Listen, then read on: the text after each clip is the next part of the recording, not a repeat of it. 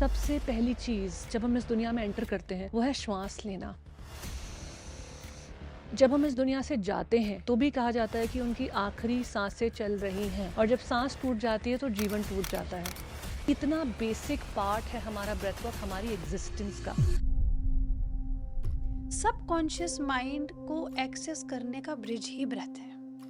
प्राणायाम को ढंग से करने लगेंगे या ब्रीदिंग ढंग से करेंगे, आपको रोना आएगा, कभी कभी गुस्सा होगा, कभी कभी फ्रस्ट्रेशन भी फील होगी।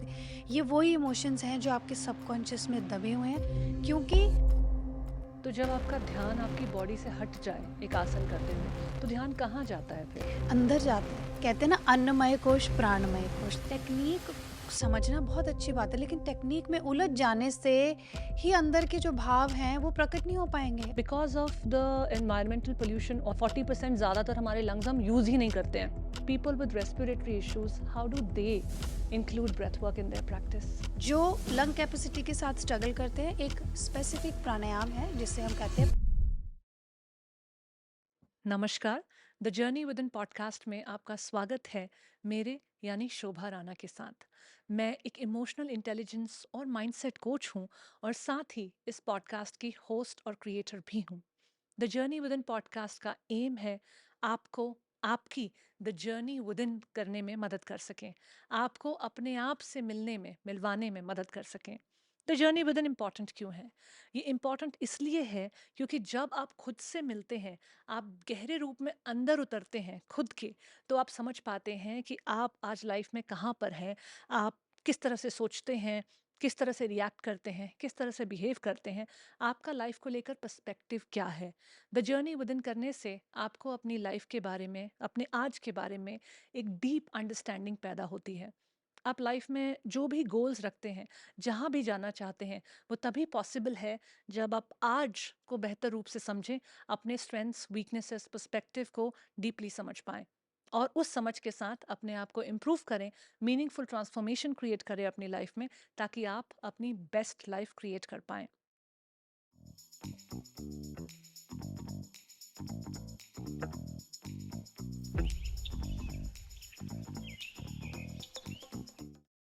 आज का ये एपिसोड हम करने वाले हैं the journey with in through the lens of योग। योग पर हमने पहले भी कुछ एपिसोड्स किए हैं, जिनको हम डिस्क्रिप्शन बॉक्स में आपके लिए लिंक कर देंगे। आज की जो ये कॉन्वर्जेशन है बहुत ही स्पेशल होने वाली है, क्योंकि योग को समझने के कई सारे दृष्टिकोण हैं, बहुत सारे अलग अलग लेंस हैं। आज हम ब्रेथ वर्क, अपनी श्वास पर नियंत्रण, प्राणायाम के एंगल के थ्रू योग का यहाँ पर समझ पैदा करेंगे। योग को डीपली कैसे समझा जाए? अच्छा, ब्रेथ वर्क का जब नाम आता है तो काफ़ी लोग बोर होने लगते हैं। उनको लगता है ये उनके मतलब की चीज़ नहीं है। अच्छा, ये बाद में कर लेंगे। अगर आप उनमें से कोई इंसान हैं, तो ये एपिसोड स्पेशली आपके लिए है, क्योंकि आपका अपनी ब्रेथ को समझना बहुत ज़रूरी है। आपकी ब्रेथ जो है, वो एक ब्रिज का काम करती है आपके माइंड और आपकी बॉडी के बीच में। और अगर आप किसी भी तरह की मेंटल, इमोशनल डिस्टर्बेंसेस या चैलेंजेस को फेस करते हैं, तो आपको ब्रेथ वर्क को इम्प्रूव करने से बहुत सारे सॉल्यूशंस डेफिनेटली मिलेंगे। आज का ये एपिसोड आपकी एक बहुत डीप अंडरस्टैंडिंग पैदा करेगा ब्रेथ वर्क के बारे में, कि ये होता क्या है। अगर आप एक ऐसे व्यक्ति हैं जो बहुत सारे ऐसे वीडियोस देख चुके हैं, योग क्लासेस में जा चुके हैं, ब्रेथ वर्क को प्रैक्टिस पहले भी कर चुके हैं, लेकिन आपको आज तक ढंग से समझ में नहीं आया या उसने डीपली आपको टच नहीं किया, इंस्पायर नहीं किया, तो ये एपिसोड ज़रूर देखिए। अगर आप ब्रेथ वर्क की डिफरेंट टेक्निक्स में उलझ कर रह गए हैं और आप उनका जो मेन एसेंस है, मेन नेक्टर है, उसको नहीं छू पा रहे हैं, तो ये एपिसोड ज़रूर देखिए। आज हमने आपके कॉमन चैलेंजेस जिसकी वजह से ब्रेथ वर्क को आप फॉर ग्रांटेड लेते हो, करना नहीं चाहते हो, उनको एड्रेस किया है। जिन लोगों को ब्रेथ वर्क बोरिंग लगता है, फोकस नहीं बन पाता, कंसिस्टेंसी नहीं बन पाती, या फिर किसी जेन्युइन रेस्पिरेटरी इशू या अपने श्वास लेने में तकलीफ हो पाना की वजह से नहीं कर पाते, वो लोग कैसे ब्रेथ वर्क को अपनी प्रैक्टिस में इंटीग्रेट करें, रोज़मर्रा की लाइफ में ब्रेथ वर्क को कैसे इंटीग्रेट करें, ज़रूरी क्यों है, योग का मतलब क्या है। और यहाँ पर मैं टेक्स्ट बुक वाली डेफिनेशन की बात नहीं कर रही हूँ, मैं बात कर रही हूँ एक डीपर अंडरस्टैंडिंग ऑफ योग की, कैसे वो आपकी रोज़मर्रा की ज़िंदगी का एक हिस्सा बन सकता है। योग से आप अपनी लाइफ में क्या ट्रांसफॉर्मेशन कॉज कर सकते हैं, क्या पॉसिबिलिटी है और वहाँ तक कैसे पहुँचे।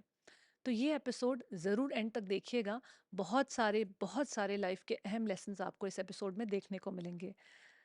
इससे पहले कि मैं आपको आज के गेस्ट से मिलवाऊँ, आपसे एक अनुरोध है कि प्लीज़ इस चैनल को सब्सक्राइब कीजिए, लाइक, कमेंट और शेयर कीजिए, क्योंकि जब आप अपना सपोर्ट हमारे कंटेंट के साथ दिखाते हैं, तो एल्गोरिदम्स जो हैं, वो हमें ज़्यादा लोगों तक दिखाने में मदद करता है। तो ये मीनिंगफुल कन्वर्सेशंस जो हैं, ये खुद से वायरल नहीं होंगी, जब तक आप इन्हें सपोर्ट नहीं करेंगे। तो हमें ऑर्गेनिक सपोर्ट की बहुत ज़रूरत है, ताकि हम और भी ज़्यादा एक्सपीरियंस गेस्ट को आपके सामने ला सकें। इस पॉडकास्ट से जो आपकी लर्निंग हो रही है उसका लेवल भी बढ़ा सकें। उसमें आपका ये कंट्रीब्यूशन हमें ज़रूर चाहिए होगा। आज द जर्नी विदिन पॉडकास्ट पर आप मिलने वाले हैं ग्रीशा ढींगरा से, जो कि एक योग अध्यापिका और योग शिक्षक हैं। यानी कि she is a yoga teacher and अ योग एजुकेटर। इन्होंने अपनी क्लासेस के थ्रू और अपनी योग जर्नी के थ्रू बहुत सारे लोगों को ट्रांसफॉर्म करने की कोशिश की है। इनकी योग को लेकर जो पकड़ है बहुत ही मजबूत है, और ये जिस पर्सपेक्टिव से उसे अप्रोच करती हैं वो भी बहुत ही साधारण और आज के टाइम में बहुत ही इम्पोर्टेंट एंड रेलिवेंट है। तो ये कॉन्वर्जेसन को आप एंड तक ज़रूर देखिएगा। And now let's meet Greesha Dhingra on the journey within podcast. Hariom. नमस्कार। हरिओम। बहुत खुशी हुई आपसे मिलकर ग्रीशा जी, क्योंकि आपकी जो जर्नी है वो पर्सनली काफ़ी इंस्पायरिंग है। काफ़ी सारे लोग आपको देखकर योग को अब प्रैक्टिस करने लगे हैं, समझने लगे हैं। योग की जो एक अंडरस्टैंडिंग है आजकल की जनरेशन के बीच में, वो सिर्फ आसनों तक लिमिटेड है। हुँ। लेकिन आसनों के बियॉन्ड, आसनों के परे योग में क्या-क्या ऐसा मैजिकल छुपा हुआ है, जिसमें हम टैप करके अपने अंदर के इनर मैजिक को अवेकन कर सकते हैं। आज हम उसके बारे में बात करेंगे। लेकिन सबसे पहले शुरुआत करते हैं समझने से कि योग है क्या? हुँ। जब मैं आपसे सवाल पूछ रही हूँ तो मेरे को कोई टेक्स्ट बुक डेफिनिशन नहीं चाहिए, क्योंकि वो डेफिनिशन बहुत जगह अवेलेबल है। आपकी अपनी पर्सनल अंडरस्टैंडिंग में योग हुँ, क्या है? हुँ, कैसे इसे समझ सकते हैं? हुँ, कैसे इससे रिलेट कर सकते हैं? हुँ। तो thank you so much Shobha ji. सबसे पहले तो बहुत आभार आपका कि आपने मुझे यहाँ बुलाया, और दूसरा मुझे बहुत अच्छा लगा कि आप बात करना चाहते हैं योग की आसन से ज़्यादा, आसन से परे। देखो, आसन तो सबसे ज़्यादा महत्वपूर्ण हिस्सा है ही, लेकिन योग केवल आसन तक सीमित नहीं है। और मुझे बहुत अच्छा लगता है जब कोई भी आप जैसे पॉडकास्टर्स या कोई भी इस इस फील्ड के लोग या वेलनेस इंडस्ट्री के लोग इस बारे में बात करना चाहते हैं, इस बारे में एक कॉन्वर्जेसन करना चाहते हैं, क्योंकि at the moment I know बहुत से लोग हमें सुन रहे होंगे, है ना? और हम योग की होलिस्टिक रूप हम कैसे प्रकट कर सकते हैं, कैसे उनके सामने प्रेज़ेंट कर सकते हैं। I think this podcast is very beautifully designed and I love the title. Thank you so much for that. तो आपने मुझसे पूछा कि मेरे लिए योग क्या है? मैं बहुत इसका छोटा-सा उत्तर दूँगी। सुबह-सुबह जब चाँद की भी रोशनी होती है और सूरज की भी रोशनी आ रही होती है, उस समय आसमान कैसा लगता है? एकदम शांत, मोस्ट ब्यूटीफुल। कुछ नहीं भी है लेकिन बहुत कुछ है भी उसी के अंदर, है ना? उस समय एक ऐसा लगता है कि चाँद और सूरज मिल गए।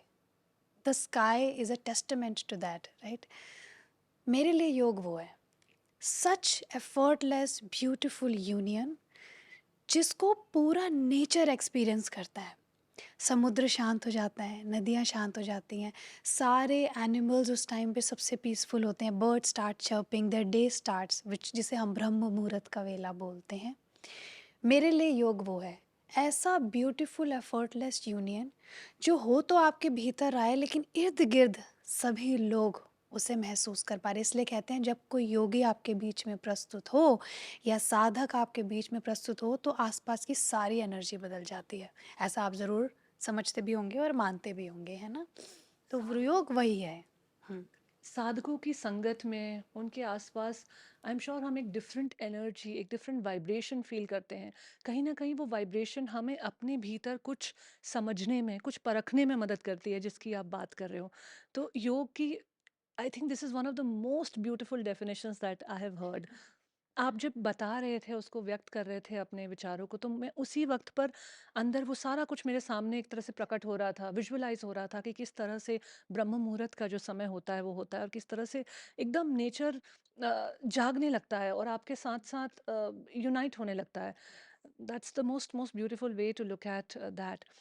अब आजकल क्योंकि आसनों पर काफ़ी ज़ोर है, इंस्टाग्राम योगा का ज़माना है, तो आजकल बहुत सारा यूथ जो योग को समझना भी चाहता है, अनफॉर्चुनेटली जो बहुत सारी नॉलेज है, जो बहुत सारे आर्टिकल, ब्लॉग या इस तरह की इंफॉर्मेशन है, वो ज़्यादातर आसनों आसनों के बारे में है।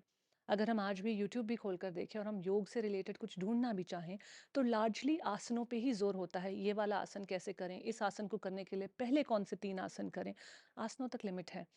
इस पॉडकास्ट का बिल्कुल भी ये मकसद नहीं है कि हम आसनों पर जोर न दें या उनकी इम्पोर्टेंस के बारे में बात ना करें। लेकिन आज मैं ब्रेथ वर्क पर थोड़ा ज़्यादा बात करना चाहूँगी, क्योंकि आपका जो अभ्यास है पिछले कई सालों का, उसमें प्राणायाम की जो प्रैक्टिस है वो काफ़ी आपकी एक इम्पॉर्टेंट प्रैक्टिस रही है। तो वहाँ से बात करते हैं। सबसे पहले, योग में ब्रेथ वर्क का क्या इम्पोर्टेंस है? So I would like to first say that जैसे आपने कहा कि इंस्टाग्राम योगा का ज़माना है, उस केस में हम फॉर्चुनेट और अनफॉर्चुनेट दोनों ही हैं, क्योंकि क्योंकि इंस्टाग्राम रहा, क्योंकि वहाँ अच्छे टीचर्स भी रहे, तो आप ये सोचिए कितने लोग इंस्पायर हो पाए। तो एक तरीके से बहुत महत्व, नहीं तो आप देखो ना, एक एक गुरु को ढूंढने के लिए, उनसे ज्ञान की प्राप्ति करने के लिए कहाँ कहाँ जाना पड़ता था। बिकॉज़ सोशल मीडिया है, बिकॉज़ एक्सेसिबिलिटी है, तो आज हम घर बैठे ही उन सारे गुरुओं का ज्ञान किसी न किसी रूप में प्राप्त कर सकते हैं। ये हम फॉर्च्यूनेट हैं, हर साइड के 2 पहलू होते हैं। अनफॉर्च्यूनेट इसलिए भी है क्योंकि कहीं न कहीं ये हो गया है, because of the social media freedom we have, we go on and we do whatever we want to do, and because of that जो एक गुरु डिसाइपल की जो लीनिएज है वो डिस्टर्ब्ड हो जाती है। जो नॉलेज है वो अडल्टरेट हो जाती है, फ़िल्टर आउट हो जाती है, और करते-करते छोटा-सा पार्ट जो योग का है आसन, वो बिकॉज़ वो फ़िज़िकल है और हम ह्यूमन्स फ़िज़िकल प्रैक्टिस को सबसे ज़्यादा, एक तो वो टैंजिबल है, एक्सेसिबल है, और शरीर के जितने भी अनुभव हैं वो सबसे पहले महसूस होते हैं। इसलिए हम आसन को ज़्यादा इम्पोर्टेंस देते हैं, और देनी भी चाहिए। एक साधक को शुरू में आसन को ही इम्पोर्टेंस देनी चाहिए, लेकिन प्राणायाम के साथ, लेकिन अपनी श्वास के साथ। क्योंकि आसन बिना श्वास को किया गया आसन, आसन होता ही नहीं है। अगर आप एक आसन कर रहे हैं, आपकी आँखें यहाँ-वहाँ घूम रही हैं, आपको पता ही नहीं शरीर में कहाँ-कहाँ मुझे ये आसन फ़ील हो रहा है, या मेरी चेतना पे इसका क्या प्रभाव पड़ रहा है, जो कि हम श्वास के तरह द्वारा ही जान सकते हैं, तो वो आसन नहीं है। तो जो भी हमें सुन रहे हैं, मैं कहना चाहती हूँ कि अगर आसन करते समय आपको पता ही नहीं है कि आपकी श्वास लंबी है, गहरी है, भारी है, छोटी है, या आपके मन में विचार ही विचार चल रहे हैं, तो वो आसन नहीं है। इस बात को प्लीज़ समझ लें बड़े ध्यान से। श्वास क्या रोल प्ले करती है जब आप कोई भी आसन में आते हैं? अगर आपकी बॉडी स्टिफ है, लेट्स से फिज़िकली बात करते हैं इसको सिंपल बनाने के लिए, अगर आपकी बॉडी स्टिफ है, अगर आसन करते समय आपने अपनी श्वास पे ध्यान नहीं दिया या श्वास रोक ली, जो कि अक्सर लोग करते हैं, आसन को होल्ड करने के लिए श्वास रोक लेंगे, उसी समय में आपके मसल और कॉन्ट्रैक्ट हो जाएंगे, यानी जहां उन्हें रिलैक्स होना था वहां पे वो और टाइटन अप हो गए। इसी कारण आपको इंजरीज भी होंगी, बहुत होंगी। मुझे आज तक आसन में कितने भी एडवांस आसन मैंने अभ्यास किए हों, मुझे कभी इंजरी नहीं हुई, just because I always took care of my breath. तो breath is important in the beginning in the asana practice, and करते करते करते धीरे धीरे once you move from asana to pranayama, you do obviously shift towards the deeper and the subtle aspects of breath work. आपने कहा कि श्वास का जो है बहुत इम्पोर्टेंट रोल है और धीरे-धीरे जब आप अपने आसनों की प्रैक्टिस में एडवांस आसन करते हैं, तो आपका जो ब्रेथ वर्क है, वही आपको इंजरीज़ से बचाता है। 100%, 100%। एंड आप देखो, साधना का मतलब क्या होता है? साधना का मतलब होता है कि अभ्यास को साधना, यानी आसन अगर आप कर रहे हैं वो इतना सज जाए कि एक आसन में आप 2 घंटे, 3 घंटे, 1 घंटा, किसी बिगनर के लिए अगर आप 2 मिनट होल्ड कर पा रहे हैं तो 10 मिनट तक और आराम से, आराम से बैठे हैं, ज़रा सी भी शिकन नहीं है आपके चेहरे में, ज़रा सा भी दर्द नहीं हो रहा। ये आप तभी कर सकते हैं जब आपकी श्वास पे पकड़ आ गई है आसन के अंदर। जब आपका सारा दिन आसन का मतलब देखो, और मैं और इसको सिंपल कर देती हूँ। एक आसन तब सत्ता है जब आपका ध्यान बॉडी पे से हट जाए। क्योंकि जब आप अंतर्मुग्ध हो गए एक आसन के अंदर, अब आपको पता भी नहीं है कि आपके शरीर में क्या सेंसेशन हो रही है, क्या फीलिंग हो रही है, स्टिफनेस है या नहीं है। That's when the prana within your system starts working. तो that's when you enter the deeper layer. तो जब आपका ध्यान आपकी बॉडी से हट जाए एक आसन करते हुए, तो ध्यान कहाँ जाता है फिर? अंदर जाता है। कहते हैं ना, अन्नमय कोश प्राणमय कोश, तो अन्नमय कोश इज योर आसन। आसन से शुरू करते हैं, फिर प्राणमय कोश आता है, जब एनर्जी, आपका ध्यान आपके भीतर क्या महसूस हो रहा है, एनर्जी कैसे मूव हो रही है, क्या थॉट्स आ रहे हैं, क्या फील हो रहा है, कभी शांत है कभी नहीं है। तो एक आसन में बैठे बैठे बैठे जब आपको 5 से 6 मिनट 7 मिनट हो गए, आप नोटिस करेंगे कि आप उस आसन में इतने कंफर्टेबल हो जाते हैं कि आपका बाहर आने का भी मन नहीं करता उस आसन से। आई एम श्योर आपने ये अनुभव किए होंगे। ऐसा क्यों होता है? ऐसा इसलिए नहीं होता कि आपकी फिजिकल बॉडी को अच्छा लग रहा है, क्योंकि अब मन को अच्छा लग रहा है। कोई भी चीज़ अगर मन को अच्छी लग जाए तो आप उसे लंबे समय तक एंजॉय करते हैं। आपने बिल्कुल सही कहा। जब आप ये कह रही हैं कि एक आसन में लंबे समय तक 10 मिनट, 15 मिनट, आधे घंटे तक बैठना, तो यहाँ पर मैं व्यूअर्स को ये बताना चाहूँगी कि हर आसन में आपको 1 घंटा नहीं बैठना है। जो भी कोई 1 या 2 आसन जहाँ पर आप अपने मन को स्थिर कर पाएँ और बैठ पाएँ। तो मेरे लिए एक वक़्त पे वो आसन पद्मासन था।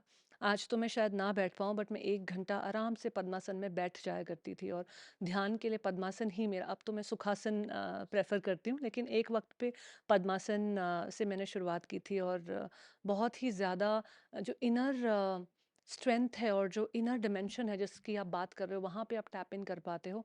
वो एक्चुअली में एक पीरियड के बाद ही शुरू होता है, क्योंकि जब तक आप उस आसन में कम समय तक होल्ड कर पाते हो, तब तक आपकी माइंड और बॉडी में जो कॉन्वर्जेशन है वो यही हो रही होती है कि मैं कैसे होल्ड करूं, कैसे मैं होल्ड टाइम बढ़ाऊं। आई एम श्योर जो लोग प्रैक्टिस करते हैं वो इससे रिलेट कर पाएंगे। लेकिन जब वो द्वंद्व जो होता है ख़त्म हो जाता है आपके माइंड और बॉडी के बीच में, तो आप उस अवस्था में जाते हैं जहाँ पे you are able to sustain in that posture for long enough आपके। Very beautifully, sorry I'm cutting you here because I really wanted to add something here. Very beautifully said. शायद बहुत से लोग मेरी ये बात समझ ना पाएँ या समझ भी लें, बट ये सत्य है। साधना में अगर आप आओगे योग की, ये सत्य है कि जब तक आपका मन दूसरे आसन के विचार में लगा है, इसके बाद नेक्स्ट आसन क्या है, तब तक आप आसन या योग को समझ ही नहीं रहे हैं। योग इतना ब्यूटीफुली डिज़ाइंड है कि एक आसन में आप कितनी देर बैठे हैं, आप समय का भाव भूल चुके हैं।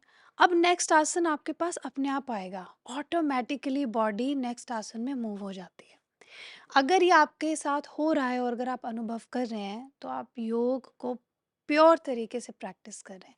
क्योंकि जब तक आपका माइंड प्लानिंग में रहेगा, अभी नेक्स्ट आसन क्या है, नेक्स्ट आसन क्या है, तो आप प्रेजेंट मोमेंट में नहीं। यार, योग क्या है? Be in present moment. That's what it is. So if you keep planning in your mind कि ये होल्ड नहीं हो रहा है, या इसके बाद मुझे नेक्स्ट आसन क्या करना है या क्या होगा, तब तक आप अभी तक अपना दिमाग यूज कर रहे हैं। अभी तक you have not allowed your body, you have not started listening to your body. If you do yoga practice sincerely, using your breath and analyzing, स्वाध्याय करते करते, contemplation करते करते योगा करें, तो you all realize that slowly your body will automatically move to next आसन without you knowing कि अच्छा नेक्स्ट आसन क्या होगा। ग्रीशा जी, हमने ना बहुत खूबसूरत तरीके से एक फाउंडेशन रख दी है कि ब्रेथ वर्क क्यों ज़रूरी है पिछले कुछ मिनटों में। अब बात करते हैं चैलेंजेस की। अगर इतना ज़रूरी है तो लोग इसको समझते क्यों नहीं हैं? या फिर अपनी योग अभ्यास में लोग सिर्फ आसन करने के बाद प्राणायाम मेडिटेशन तक रुकते क्यों नहीं हैं? या प्राणायाम मेडिटेशन की क्लासेस इतनी कम क्यों हैं? अगर ये इतना इम्पॉर्टेंट है। चैलेंजेस की बात करते हैं। सबसे पहला चैलेंज जो मुझे लगता है जो आता है, स्पेशली यंग अडल्ट्स को या वर्किंग प्रोफेशनल्स को, जब उनसे ब्रेथ वर्क के बारे में बात की जाती है, तो ये बड़ा बोरिंग लगता है। Breathwork practices are often considered very boring. तो इसका क्या सॉल्यूशन है? वो बोरिंग इसलिए लगता है, देखो मन तो चंचल है, उसको हमेशा, मन को हमेशा कुछ एक्टिविटी चाहिए, एंड ये हम सबके साथ होता है। तो सबसे सही तरीका इस ये जो नोशन है, ये बोरिंग है, ये बोरिंग हमें तब तक लगता है जब हम उसे समझे नहीं है। द मोमेंट हम उसे समझने लग जाएं, तो आई थिंक योग में सबसे ज़्यादा इंटरेस्टिंग एस्पेक्ट ही ब्रेथ है, बिकॉज वो इतना वास्ट सब्जेक्ट है, वो आसन से भी वास्ट है। तो इसका आपको रियलाइजेशन होता है तब जब आप अपनी ब्रेथ को प्रॉपरली आसन के साथ इंटीग्रेट करके शुरू कर देते हैं प्रैक्टिस करना। अगर आपने ब्रेथ का टेस्ट ले लिया आसन के अभ्यास के अंदर, ऑटोमेटिकली आप ब्रेथ की तरफ ज़्यादा शिफ्ट हो जाएंगे। तो जो भी टीचर्स हैं अगर इस पॉडकास्ट को सुन रहे हैं, हमेशा ये कोशिश करें कि अपने स्टूडेंट्स को ब्रेथ को आसन को ब्रेथ के साथ इंटीग्रेट करके ही टीच करें, because this is the very foundation. Otherwise आप बिठा देंगे तो वो हमेशा चंचल रहेंगे, आंखें यहाँ वहाँ खोलते रहेंगे। लेकिन मूवमेंट कैसे, फॉर एग्जाम्पल मैं एक आपको एग्जाम्पल देती हूँ। मेरे को ये हाथ को ऊपर लिफ्ट करना है।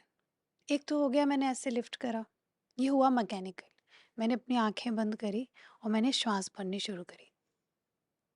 अब मुझे एक-एक मूवमेंट इस शोल्डर की फ़ील हो रही है। एक-एक मूवमेंट इस मुझे ऐसा लग रहा है ये मेरी ब्रेथ इस आर्म के अंदर ही जा रही है। जब ऐसे आप ब्रेथ को मूवमेंट के साथ समझने लग जाएंगे, you will realise the power of breath within the practice of asana.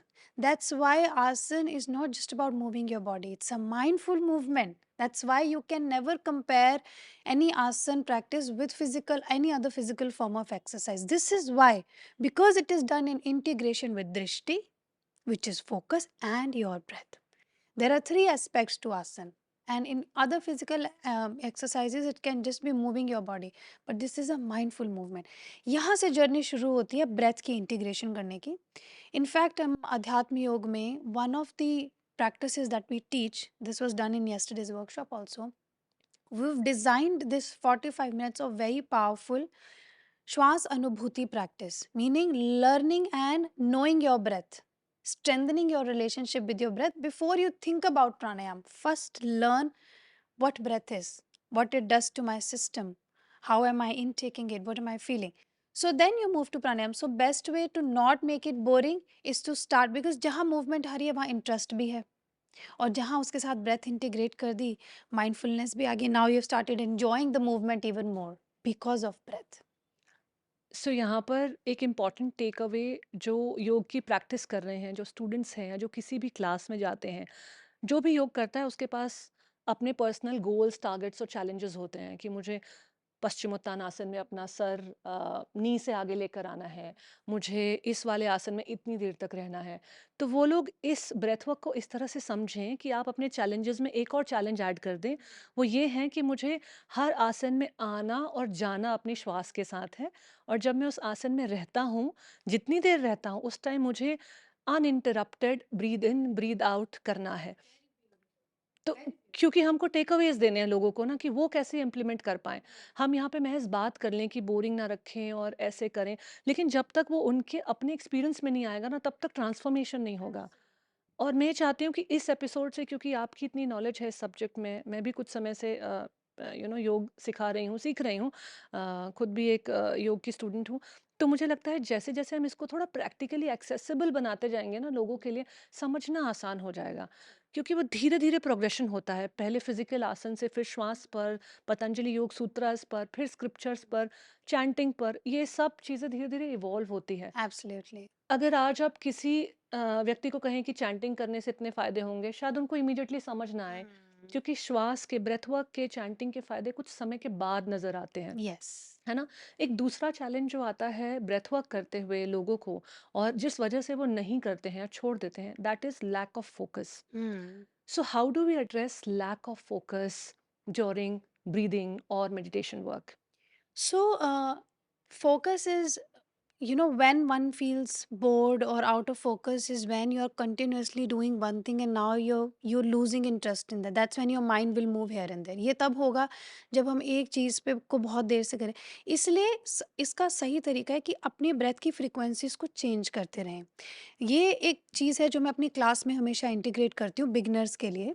I always keep changing the frequency of breath, या उसके नंबर ऑफ सेकेंड्स को ऊपर नीचे करा, या आपने लेट्स से एक टाइम मैपिंग करी करी कि शुरू में के 5 से 10 minute certain type of breathing मैं करूँगा या करूँगी, और उसके बाद I will switch to next breath. So let's have a plan of at least 3 types of breathing. अगर आपके पास आधा घंटा है, जब हम 3 टाइप्स ऑफ ब्रीदिंग करेंगे, and when you switch from one breathing to the other breathing, naturally because something new has come up, तो आपका माइंड उसमें मगन हो जाएगा, उसमें लग जाएगा कि something new has come up. ये बहुत अनिवार्य है एज़ अ बिगिनर, इसलिए किसी भी बिगिनर को एक स्पेसिफिक ब्रेथ बहुत लंबे समय तक हम नहीं प्रैक्टिस कराते। ये नामुमकिन है, बहुत मुश्किल है उनके लिए स्थिर रहना उस एक ब्रीदिंग में। मन बोर होने लगता है, विचार आने लगते हैं, मनोचाट होने लगता है, छोड़ दो, you know. So over time when you let's say, अगर मैं एक फॉर्मेट दे दूं छोटा सा, मान लीजिए आपके पास आधा घंटा है, तो आप शुरू कर सकते हैं कपालभाति से शुरू कीजिए। थोड़ा लंग्स आपके क्लीन अप हो जाएंगे, थोड़ा बॉडी में भी स्टिमुलेशन हो जाएगा, आप और फोकस्ड हो जाएंगे। कपालभाति से शुरू करके आप दीर्घ प्राणायाम कीजिए, दीर्घ के बाद समावृत्ति कीजिए। अगर ये 3 प्राणायाम भी आप करोगे, 20 से 25 मिनट कहाँ चले गए आपको पता ही नहीं चलेगा। Is one of the things all the students in my classes से कि आई कैन नॉट इमेजिन कि मैं 45 मिनट्स तक बैठ के आपके क्लास में ब्रीथ कर गई। इट इज़ ओनली बिकॉज़ हमने मैंने उसमें मॉड्यूलेशंस डाले, थोड़ा फ्रीक्वेंसी में चेंज डाला। ग्रीशा जी, आपने अपने आंसर में 3 बहुत ही खूबसूरत ब्रीदिंग टेक्निक्स के बारे में बात की। समावृत्ति प्राणायाम जो कि एक बहुत ही खूबसूरत तरीका है, टेक्नीक है अपने खुद की श्वास और अपने आप से डीपली कनेक्ट करने का। हम टेक्निक्स के बारे में बात करेंगे, लेकिन उससे पहले यू नो मैं ये यहाँ पे बताना चाहूँगी जो चीज़ मैं कई बार सोचती हूँ कि जब हम लोग पैदा होते हैं, सबसे पहली चीज़ जब हम इस दुनिया में एंटर करते हैं, वो है श्वास लेना।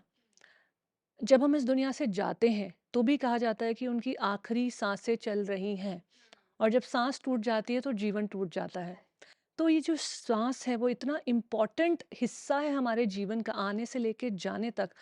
पता नहीं कहीं न कहीं हम इतने अनअवेयर हो गए हैं अपनी श्वास को लेकर, कहीं न कहीं हम इतने डिस्ट्रैक्ट हो गए हैं, इतना खो गए हैं लाइफ़ की भाग-दौड़ में या अपने गोल्स के पीछे जाने में, अचीवमेंट्स के रेस में, कि हम ये बेसिक एक्टिविटी हम एक्सरसाइज़ की बात करते हैं, ये exercise, physical exercise, swimming, dancing, aerobics, this and that. लेकिन ये ब्रेथ वर्क की एक्सरसाइज़ तो हम पैदा ही करते हुए थे ना। हुँ। किसी ने तो हमारे सारे प्रोसेसेस को रेगुलेट किया, यस, जब हम बोल नहीं पाते थे। अच्छा, विज़िबिलिटी भी बच्चे की लगभग 3 महीने में डेवलप होती है, उससे पहले बच्चा देख भी नहीं सकता। लेकिन आपका ये जो सिस्टम है, रेस्पिरेटरी सिस्टम है, ये बराबर अपना काम कर रहा है जो इसे करना है ना? करेक्ट। इतना बेसिक पार्ट है हमारा ब्रेथ वर्क हमारी एग्ज़िस्टेंस का। तो डेफ़िनिटली बहुत इम्पोर्टेंट है कनेक्ट करना अपनी ब्रेथ के साथ। ये मैं बात इसलिए कर रही हूँ क्योंकि मैं अगले चैलेंज की तरफ आ रही हूँ।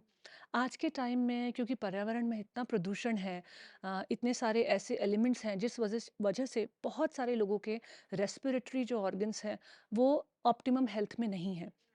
एज सच हम बात करें तो हम अपने रेस्पिरेटरी ऑर्गन्स या लंग्स का कहें तो लगभग 60% हिस्सा ही यूज कर पाते हैं। 40% ज्यादातर हमारे लंग्स हम यूज ही नहीं करते हैं, है ना? And because of the environmental pollution also हमारा जो रेस्पिरेटरी सिस्टम है वो इन ऑर्डर नहीं है।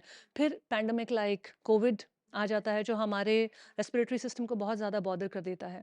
तो ऐसे लोग ब्रेथ वर्क की प्रैक्टिस में कैसे बैठें? जब कॉन्टिन्यूअसली आपकी बॉडी आपको सिग्नल दिए जा रही है कि मेरे लिए बहुत मुश्किल हो रहा है, मेरी साँस पूरी पहुँच नहीं रही है। जब मैंने शुरू किया था योग तो टीचर जब इंस्ट्रक्शन देते थे कि आप ऐसी श्वास लीजिए कि आपके बिल्कुल पेट तक जाए और आप डायफ्राम आपके एक्सपैंड होते हुए आपको फ़ील हो रहे हैं, नीचे जब पुश होते हुए फ़ील हो रहे हैं। शुरू में ये सब एक्सपीरियंस में नहीं आता, और जब ये नहीं आता ना तो इतनी रेजिस्टेंस आती है अंदर से, फ्रस्ट्रेशन होती है कि मुझे क्यों नहीं ऐसा फील हो रहा है ना? और इस वक्त पे भी बहुत आसान होता है छोड़ देना उसको कि एज सच बोरिंग भी लग रहा है, फोकस भी नहीं हो रहा है, ऊपर से बॉडी में वो फील भी नहीं हो रहा है जो टीचर बोल रहा है। तो फिर कैसे करें? People with respiratory issues, how do they include breath work in their practice? बहुत ही खूबसूरती से आपने ये क्वेश्चन पुट किया है सबसे पहले तो। आप देखो, आप अपने जीवन में कुछ भी किसी से ले भी सकते हो और उसे दे भी सकते हो। इवन आपके शरीर के कुछ भाग दिए भी जा सकते हैं और लिए भी जा सकते हैं। लेकिन आप अपनी श्वास ना किसी को उधार दे सकते हो, ना किसी से उधार ले सकते हो। This is the only thing जो भगवान ने आपको, सिर्फ़ आपको दी है, सिर्फ़ आपको दी है। और कितनी खूबसूरत बात है कि यही एक चीज़ है जिसकी हम बिल्कुल कदर नहीं करते।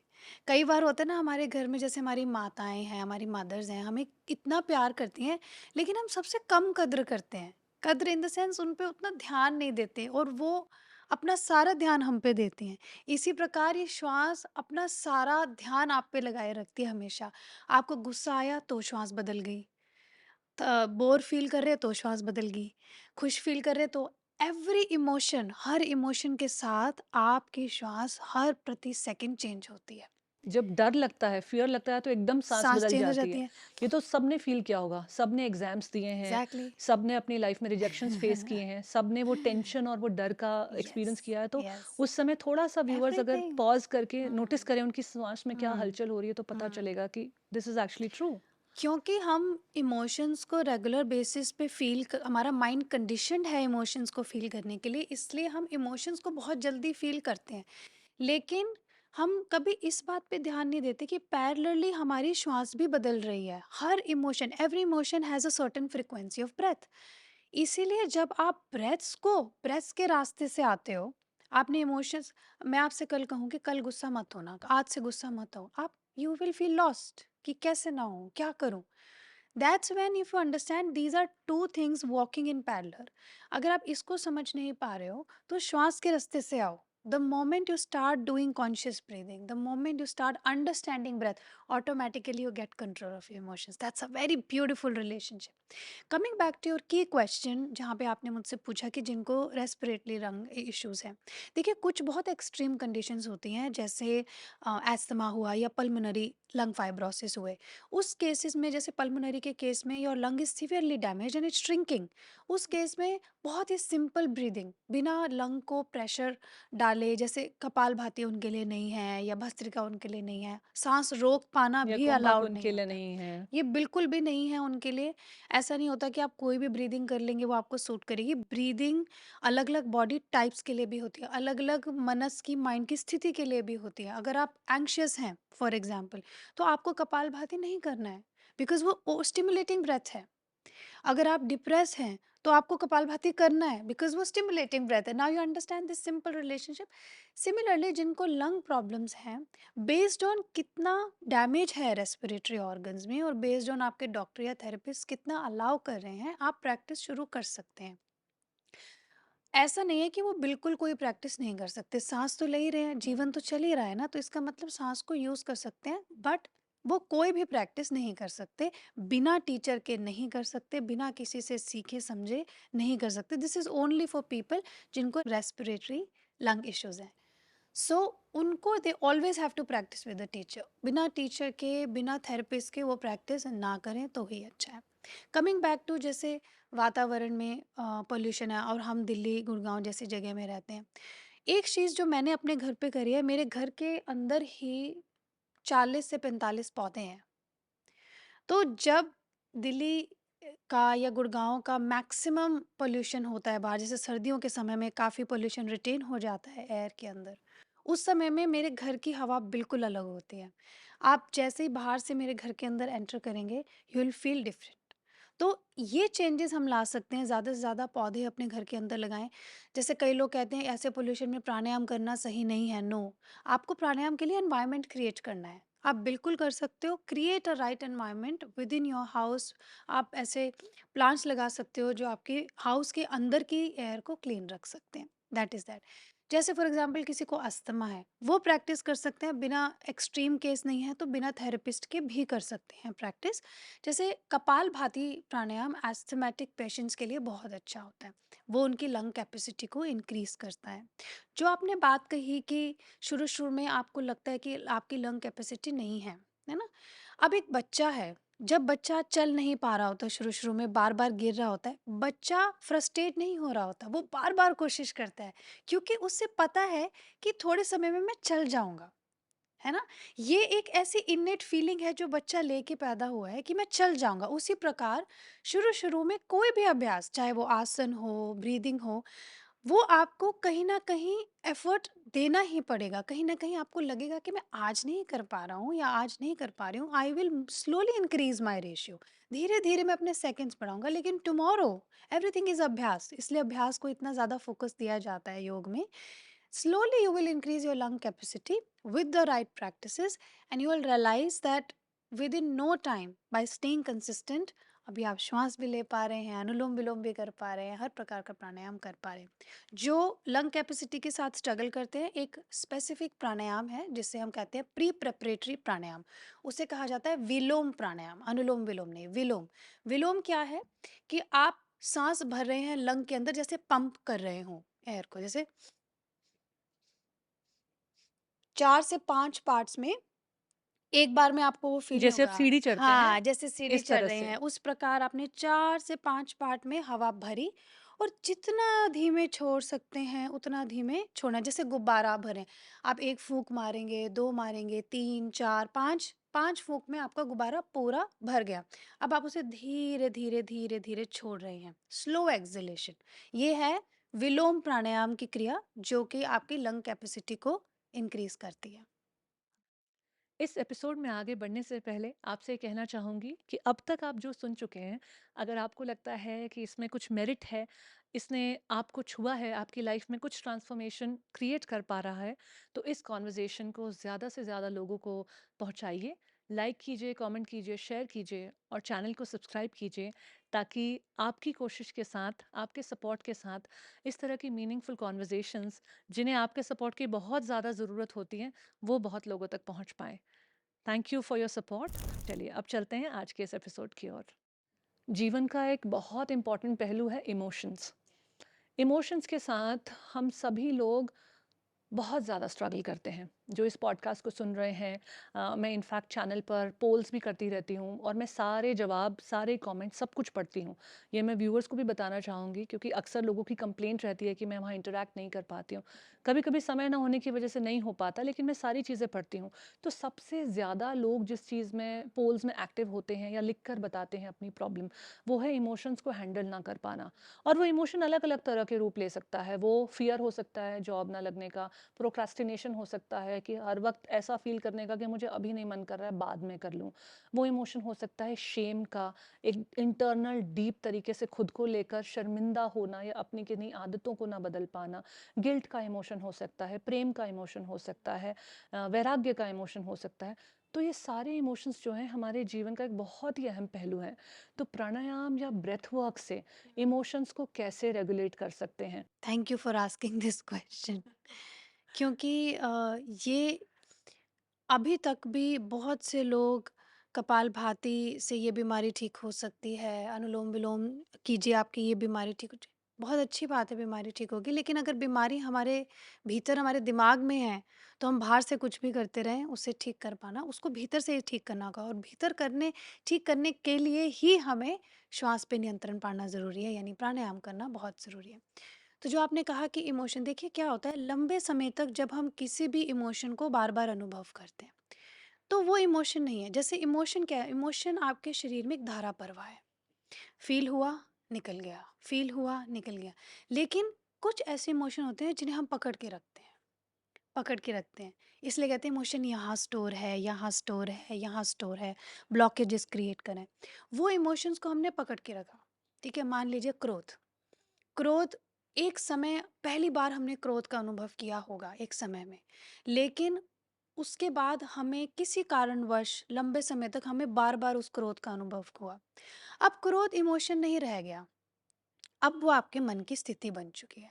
अब हम आपको कितना भी सात्विक एनवायरनमेंट क्यों ना दे दें, आप कुछ ना कुछ ढूँढ ही लोगे क्रोधित होने के लिए, ऐसा होता है। जिनको कंप्लेन करने की आदत है, आप उन्हें बेस्ट से बेस्ट चीज़ दे दो, तो वो कहीं न कहीं फिर भी कंप्लेंट करेंगे, क्रिटिसाइज़ करेंगे। वो ऐसा इसलिए क्योंकि अब वो इमोशन नहीं, अब आपकी स्थिति बन गई। स्थिति यानी आपके सबकॉन्शियस माइंड के अंदर बैठ गया है। बिल्कुल, क्योंकि कई लोग हैं जिन्हें बहुत गुस्सा आता है, बहुत एंगर होता है। उनके शुरुआत शायद एक तरीके या एक ग्रुप ऑफ ट्रिगर से होता हो कि इस सिचुएशन में वो एंग्री होते हैं, बट धीरे-धीरे उनकी वो मनोस्थिति बन जाती है। इसलिए वो उनके ट्रिगर भी अलग-अलग, अलग-अलग डायरेक्शन से आने लगते हैं। फिर वो हर चीज़ से ट्रिगर हो रहे होते हैं।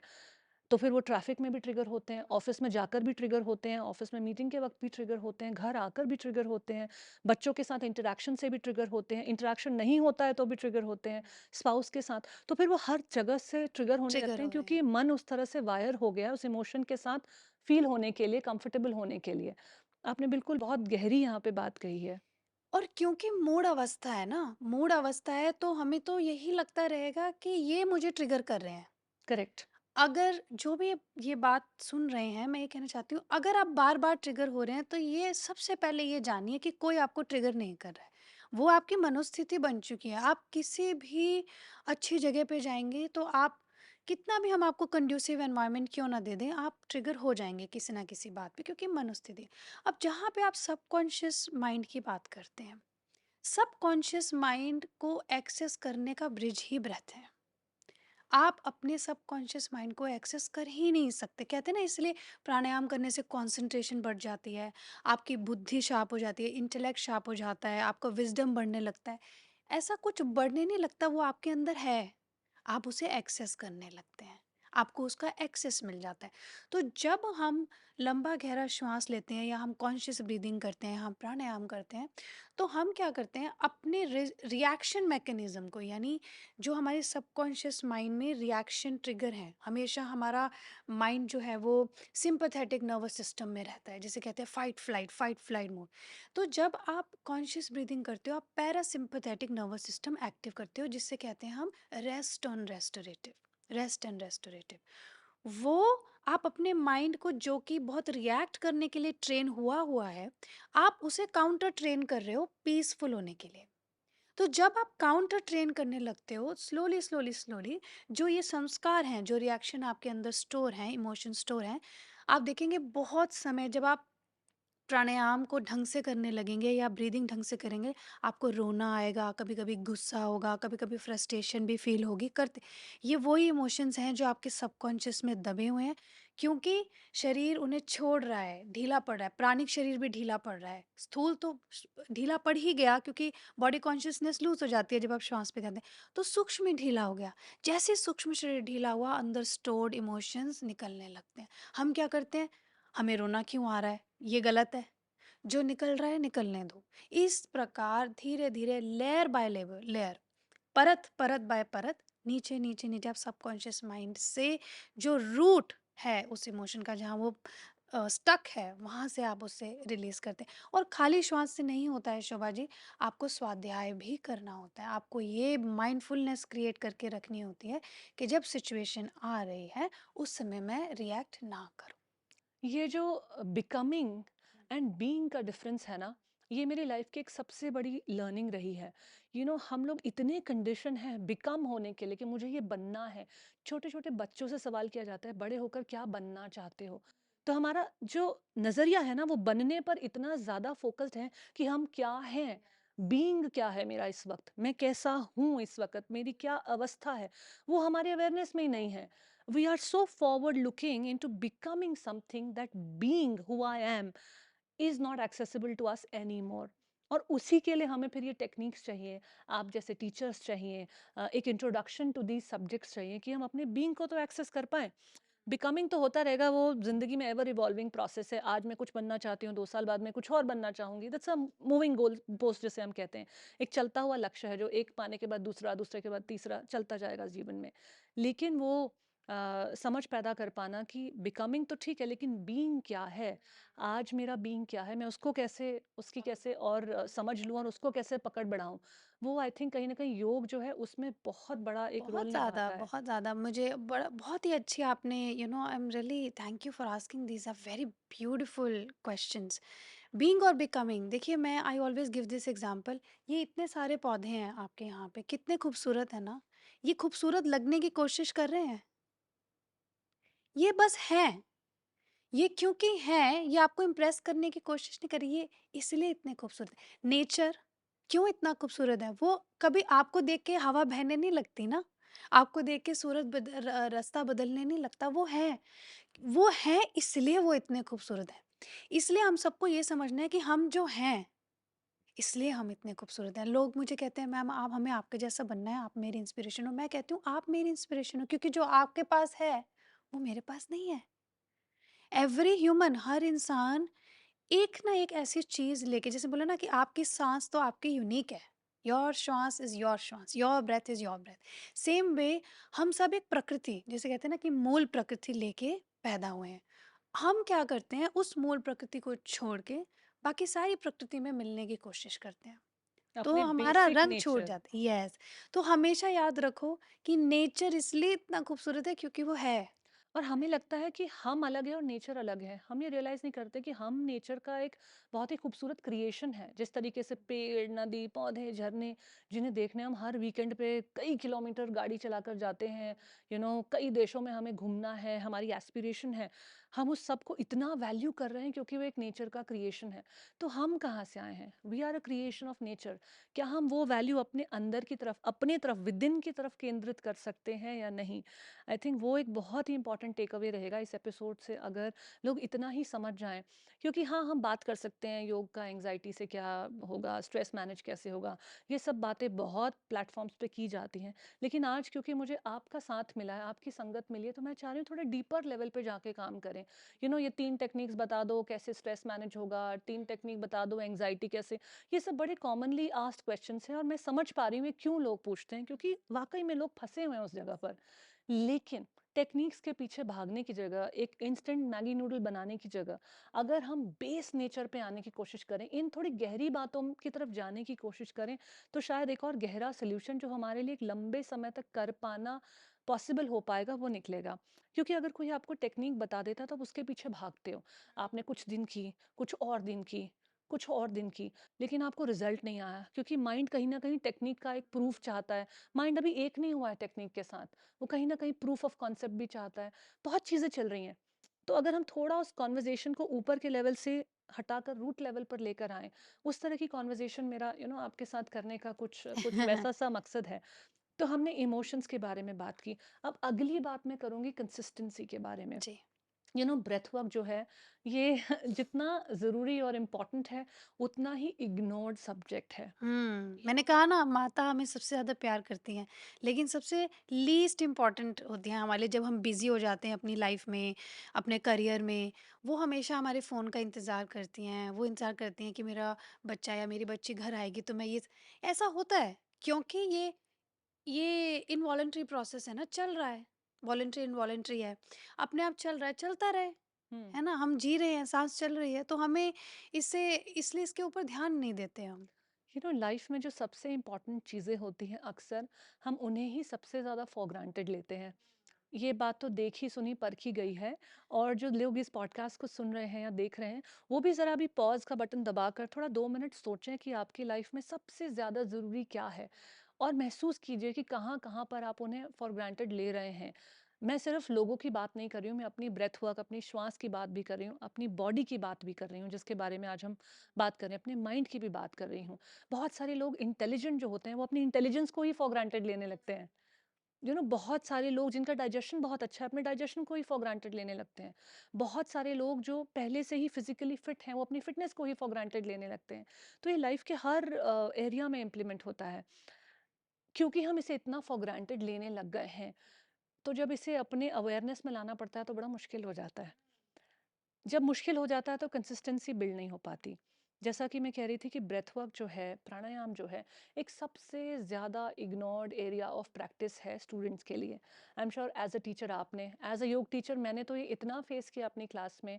अगर आप लास्ट के 15-20 मिनट प्राणायाम के लिए छोड़ो तो सारे बच्चे वो 1 घंटे की क्लास करके चले जाते हैं। प्राणायाम के टाइम पे आप देखते हो आधे बच्चे क्लास से जाने में इंटरेस्टेड हैं, चले ही जाते हैं। इनफैक्ट कोविड में तो मैंने ये भी नोटिस किया कि लोग ज़ूम रूम छोड़कर चले जाते चले थे। जाते हैं, सही बिल्कुल कह रहे हैं आप, 3-4 बिल्कुल ठीक स्टूडेंट्स कह रहे बैठे हैं। होते थे शवासन प्राणायाम भी नहीं के। करते कई नहीं बार, करते, चले इतनी जाते जल्दी हैं में कि भागना है। कि बस मैं कई स्टूडेंट्स मेरे दिमाग में अभी आ रहे हैं जो इस तरह से करते थे हुँ, क्लास में।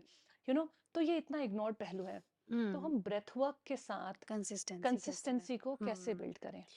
देखिए, वैसे तो अगर आप शास्त्र में देखेंगे तो साफ लिखा गया है कि गुरु के बिना प्राणायाम टच नहीं करना चाहिए, विदाउट अ गुड टीचर। क्योंकि इसी कारण से, क्योंकि जो जिस तरह से एक गुरु, एक टीचर आपकी एनर्जी को चैनलाइज कर सकता है, आपको गाइड कर सकता है, इस बिकॉज प्राणायाम बहुत एक नेक्स्ट स्टेप होता है, एक डीपर एस्पेक्ट होता है, एक सटल एस्पेक्ट होता है। प्रैक्टिस का। तो वहाँ पे यहाँ पे मैं कहना चाहूँगी कि कोई मैजिक ट्रिक है ही नहीं, कोई 1 step, 2 steps, 3 step to stay consistent है ही नहीं। वो सब हैं कि रोज़ आओ, 15 मिनट निकालो, 15 नहीं है तो 5 निकालो, 5 नहीं है तो 2 निकाल लो, सोते समय कर लो, ये सब हैं। लेकिन सच ये है कि ऐसे प्राणायाम सधेगा ही नहीं, कभी प्राणायाम समझ आएगा ही नहीं, क्योंकि प्राणायाम को समय चाहिए। नहीं है ऐसा कि आपने 10 राउंड अनुलोम-विलोम, आपको अच्छा लग सकता है, लेकिन उससे ज़्यादा कुछ होगा नहीं, ये बात है। इसीलिए एक टीचर की इम्पोर्टेंस होती है व्हेन इट कम्स टू प्राणायाम। आसन आपने कर लिए यूट्यूब से देख के, ठीक है? जितने आपको समझ आए आपने कर लिए, लेकिन उसके बाद a teacher is very important in pranayama. For example, आप कहते हो कि लोग प्राणायाम नहीं करते। जब मैं प्राणायाम क्लासेस लेती हूँ, और ऐसा नहीं कि मैं लेती हूँ, इट्स बिकॉज़ जो मैंने अनुभव करे 1-2 साल में, मैं भी उस रास्ते से गुज़री हूँ जहाँ 15 मिनट के बाद बैठा ही नहीं जाता था। 20 5 मिनट बाद मिनट 5, मतलब चलो क्योंकि हम साधना के रूप में उतर रहे थे, उसकी उसके उसमें उतर रहे थे रंग में, तो हमें था कि नहीं 15 मिनट तो कम से कम करना शर्म ही के मारे चाहिए। बैठना ही चाहिए। हाँ, टीचर है के ना? सामने इतना एज़ अ बैठना ही टीचर आप पड़ेगा। नहीं, वो भी एक समय था आज से 2 साल पहले, और आज 2-2 घंटे कहाँ चले जाते हैं, मुझे पता ही नहीं मैं कहाँ हूँ, बहुत समय है। लेकिन इस बात को 2 साल हो गए हैं, है ना? आप ये बात करते हैं, मेरी एक प्राणायाम की क्लास में 200 लोग आते हैं और ऐसे बैठते हैं, मेरुदंड बिल्कुल सीधा। और ये वो लोग हैं जो बीच में क्लास छोड़ के जाते थे, लेकिन फिर आए, बार-बार आए, बार-बार आए। लेकिन आज कंसिस्टेंटली, चाहे मैं हफ्ते में 1 क्लास क्यों ना लूँ, ये वो 150-200 लोग हैं जो आएँगे ही आएँगे। मैंने ट्रेन से लोगों को क्लास लेते देखा है, मैंने कैब से लोगों को प्राणायाम की क्लास लेते, इतना, क्योंकि इन्होंने वो डायमेंशन टच कर लिया, वो नेक्टर टच कर लिया। इसीलिए आप शुरू तो कर सकते हैं बेसिक ब्रीदिंग प्रैक्टिसेस से, और मैं ये भी कहना चाहूँगी ब्रेथ वर्क और प्राणायाम 2 अलग बातें होती हैं, क्योंकि ब्रेथ वर्क एक वेस्टर्न टर्मिनोलॉजी है और उसके अंदर बहुत तरीके की ब्रीदिंग्स होती हैं। लेकिन प्राणायाम एक फिक्स्ड प्रैक्टिस है, हमारे जो हठ योग प्रदीपिका में इधर से उधर नहीं होती है, वो फिक्स प्रैक्टिस है, इसलिए प्राणायाम और ब्रेथ वर्क 2 अलग चीज़ें हैं, हम इसको बोल देते हैं for the ease of understanding. तो कंसिस्टेंसी सबसे पहली बात, अपने आसनों के अंदर ब्रीदिंग को इंटीग्रेट करना शुरू करो। हर आसन अभ्यास को खत्म करने के बाद सिर्फ 5 मिनट कुछ मत करो, बैठ जाओ। सिर्फ बैठ जाओ, शवासन भी मत करो। जो भी आसन, क्योंकि आसन करने के बाद नेचुरली बॉडी को बैठना अच्छा लगता है, ये बात हमें पता नहीं है। जब आप आसन करोगे ना 5 मिनट आपकी बॉडी को बैठना आनंद में बहुत अच्छा लगेगा। सिर्फ अपनी श्वास को देखो, आ रही है, जा रही है, आ रही है, जा रही है। अगले 15 दिन, 20 दिन सिर्फ 5 मिनट इस श्वास को देखते रहो, देखते रहो। आप देखोगे देखते-देखते 15 दिन बाद ये 5 मिनट से 10 होंगे, 10 से 15 होंगे, 15 से 20 होंगे। तब आपके अंदर से इच्छा जागरूक होगी, क्या मुझे प्राणायाम सीखना है। कोई आपको ज़बरदस्ती बिठा ही नहीं सकता। इसलिए मैं बार-बार कहती हूँ कि नेक्स्ट स्टेप हमेशा योग में आपके पास आता है। अगर आपके पास प्राणायाम आया खुद से, तो यानी आपने आसन ठीक करे हैं। अगर आपके पास ध्यान आया, तो यानी आपने प्राणायाम ठीक ठीक किया करा है, है। क्योंकि आप सीक्वेंस में जा रहे हैं, जो हम यस, अष्टांग योग की बात यम, करते हैं। नियम, आसन, प्राणायाम, प्रत्याहार, तो ध्यान। प्राणायाम के बाद ही प्रत्याहार हो पाएगा। आप उससे पहले कोशिश करें, उससे पहले आपकी सेंसेस आपसे इतनी बात करेंगी, प्रत्याहार जो कि होता है विड्रॉल ऑफ सेंसेस, वो आप हुँ, कर ही नहीं पाओगे। एफर्टलेस नहीं हो उसके बाद पाएगा। धारणा, ध्यान, समाधि तक हुँ, की स्थिति है जो धीरे-धीरे करके आगे बढ़ के होगी। आपने बहुत ही खूबसूरत बात की कंसिस्टेंसी को लेकर। यहाँ पर मैं व्यूअर्स को ये टेक अवे देना चाहूँगी, इस अगर मैं इसको समराइज़ करूँ या अपने भी इसमें थोड़े विचार रखूँ, तो वो ये होगा कि लड़ाई ना करें बहुत ज़्यादा। जूझे हुँ, ना एक कॉन्सेप्ट के साथ कि ये मुझे करना है, कैसे करें, कैसे करें, कैसे करें? करना है बस। उसको बस अपनी अंडरस्टैंडिंग में लेकर आएँ, और कभी-कभी क्या होता है, अंडरस्टैंडिंग लिमिटेड होती है हमारी। हुँ, तो उससे भी ज़्यादा बेहतर है उसे अपने एक्सपीरियंस में लेकर हुँ, आएँ। और अगर आपका एक्सपीरियंस भी ऐसा नहीं है कि आपकी कंसिस्टेंसी बिल्ड हो पा रही है, हुँ, लाइफ में आप कोई भी ऐसी चीज़ देखिए जहाँ पे आप कंसिस्टेंट हैं। वहाँ हुँ, पे आप कंसिस्टेंट इसलिए हैं, 2 तरीके से मैं इंडियंस की बात कर रही हूँ, हुँ, हमारे अगर इंडियंस के कॉन्टेक्स्ट में बात करूँ, तो एक तो होता है कि डंडे से, जो हम हुँ, बचपन से हमें सिखाया गया कि हुँ, भई एग्ज़ाम है तो पढ़ना ही है, पर नहीं है। कंसिस्टेंसी होना ही पड़ेगा। हुँ, ये करना है तो आपको ये करना ही है, क्योंकि हुँ, डंडा है, हुँ, जिसमें आपका ये अचीवमेंट करना है, ये यहाँ पे नौकरी करना है, हुँ, ये पाना है, वो पाना है। एक तो हुँ, वो है कंसिस्टेंसी बिल्ड हुँ, करने का तरीका। दूसरा है, आप जिसमें आनंद का, ब्लिस का अनुभव करते हैं, आप हुँ, वहाँ पे नेचुरली कंसिस्टेंट नेचुरली होते हैं। कंसिस्टेंट होते हैं। जैसे कि आप कुछ दोस्तों से मिलने में ज़्यादा आनंद अनुभव करते हैं, तो हुँ, आप उनसे ज़्यादा मिलना हुँ, चाहते हैं। हुँ, कुछ लोगों से बात करने में आप ज़्यादा अनुभव महसूस करते हैं आनंद का, तो आप उनसे बात करना हुँ, चाहते हैं। हुँ, वहाँ आपको कंसिस्टेंसी नहीं चेक करनी पड़ती कि मैंने इस हफ्ते में बात की इनसे, ओह! हुँ, नहीं की तो मुझे अब करनी है। हुँ, कई ऐसे लोग हैं जिनसे आप शायद कुछ समय तक ना भी कर पाएँ, लेकिन फिर आप वहीं से पिक कर लेते हैं जहाँ पे छोड़ा था छोड़ा था, पिछली बार। करेक्ट। तो आपको ये अपने एक्सपीरियंस, अगर वो प्राणायाम का एक्सपीरियंस नहीं है तो कोई और लाइफ एक्सपीरियंस उठाकर देखें जहाँ आप हुँ, कंसिस्टेंस हुँ, हैं। वहाँ पूछें कि आप कंसिस्टेंट क्यों क्यों हैं? है? वो आनंद फिर इस प्रैक्टिस में कैसे पैदा हो, वो नेक्स्ट हुँ, चीज़ है कि अच्छा मैं ब्रेथ वर्क में अभी, प्राणायाम की अभ्यास में अभी कंसिस्टेंट नहीं हूँ, ठीक है। क्या मैं किसी भी चीज़ में कंसिस्टेंट हूँ अपनी हुँ, लाइफ में? हाँ, मैं इस एक चीज़ में कंसिस्टेंट हूँ। हुँ, मैं क्यों हूँ? क्या मैं डंडे की वजह से हूँ या आनंद की वजह से आनंद हूँ? की वज़ह से। चलो डंडे वाली तो हमारे सिस्टमिक एक जो है प्रॉब्लम है, वो प्रोग्रेस का चलती नहीं तरीका है, ना लंबा, वो नहीं वो चलेगी। है एक, और उसमें हमें आनंद हाँ, नहीं आता। तो अब आनंद नहीं कई लोग हैं, आता। डंडे की वजह से बहुत ज़्यादा पढ़ाई हो गई, डिग्री हो गई, नौकरियाँ कर ली पर आनंद नहीं है। तो उसको छोड़ दीजिए, उसके अलावा आइए आप अपने लाइफ के उस हाँ, डायमेंशन में आइए जहाँ आप डंडे के बिना जहाँ रस कंसिस्टेंट हैं, है। जहाँ हाँ, आप आनंद महसूस कर रहे हैं। हाँ। वो टैप कीजिए उस फीलिंग में। फिर सोचिए ये हुँ, फीलिंग मुझे प्राणायाम में कैसे कैसे आए? लाने हैं? खुद क वहाँ देखिए, टेक्निक्स देखिए, टीचर्स देखिए, जो बदलना है वो बदलिए। हुँ, कुछ और आपको किताबें पढ़नी है पढ़िए, कुछ पॉडकास्ट सुनने हैं पॉडकास्ट सुनिए, कोई और अच्छे गुरु की खोज करनी है वो हुँ। करिए। लेकिन वो उस आनंद की फीलिंग को अगर आप चेज़ करोगे ना, हाँ, तो वो कंसिस्टेंसी ऑटोमैटिक उसका बाय दिस प्रोडक्ट टाइम है। I'll add one thing इसलिए in my answer I said कि मत करो प्राणायाम 5 हुँ। मिनट बैठो क्योंकि रस प्रोड्यूस करना है, आनंद प्रोड्यूस करना है। हम उसी चीज़ में कंसिस्टेंट रह सकते हैं जिसका आनंद हमें मिलने लगे, जिसका रस जिसमें हमारा मन लग जाए, है ना? आप और किसी चीज़ में मन नहीं लगेगा, आप उठ के चले जाएँगे। तो वो मन लगाने के लिए आपको कोई कह नहीं सकता, अरे बैठो मन लगेगा। सिर्फ जैसे मैंने कहा कि 5 मिनट कुछ मत करो प्राणायाम, करना ही नहीं है। हमने बस बैठना है और श्वास को आते-जाते उसका को देखना है, श्वास-प्रश्वास को देखना है। दूसरी चीज़, अक्सर लोग ना टेक्निकैलिटीज़ में इतना घुस जाते हैं कि उनका पूरा प्रैक्टिस बहुत मैकेनिकल हो जाता है। बहुत ज़्यादा। बहुत मैके मतलब आई हैव मैं तो ऐसा कोई व्यक्ति विशेष नहीं होगा जो हमारे जब अध्यात्म योग के साथ वो जुड़े, वो कहते हैं कि हम 2 साल, 4 साल, 5 साल से अभ्यास कर रहे हैं, लेकिन ऐसा योग हमने नहीं किया। पर योग तो एक जैसा ही है। तो वो इसलिए क्योंकि कभी भी इंटरनलाइज़ेशन हो ही नहीं पाई।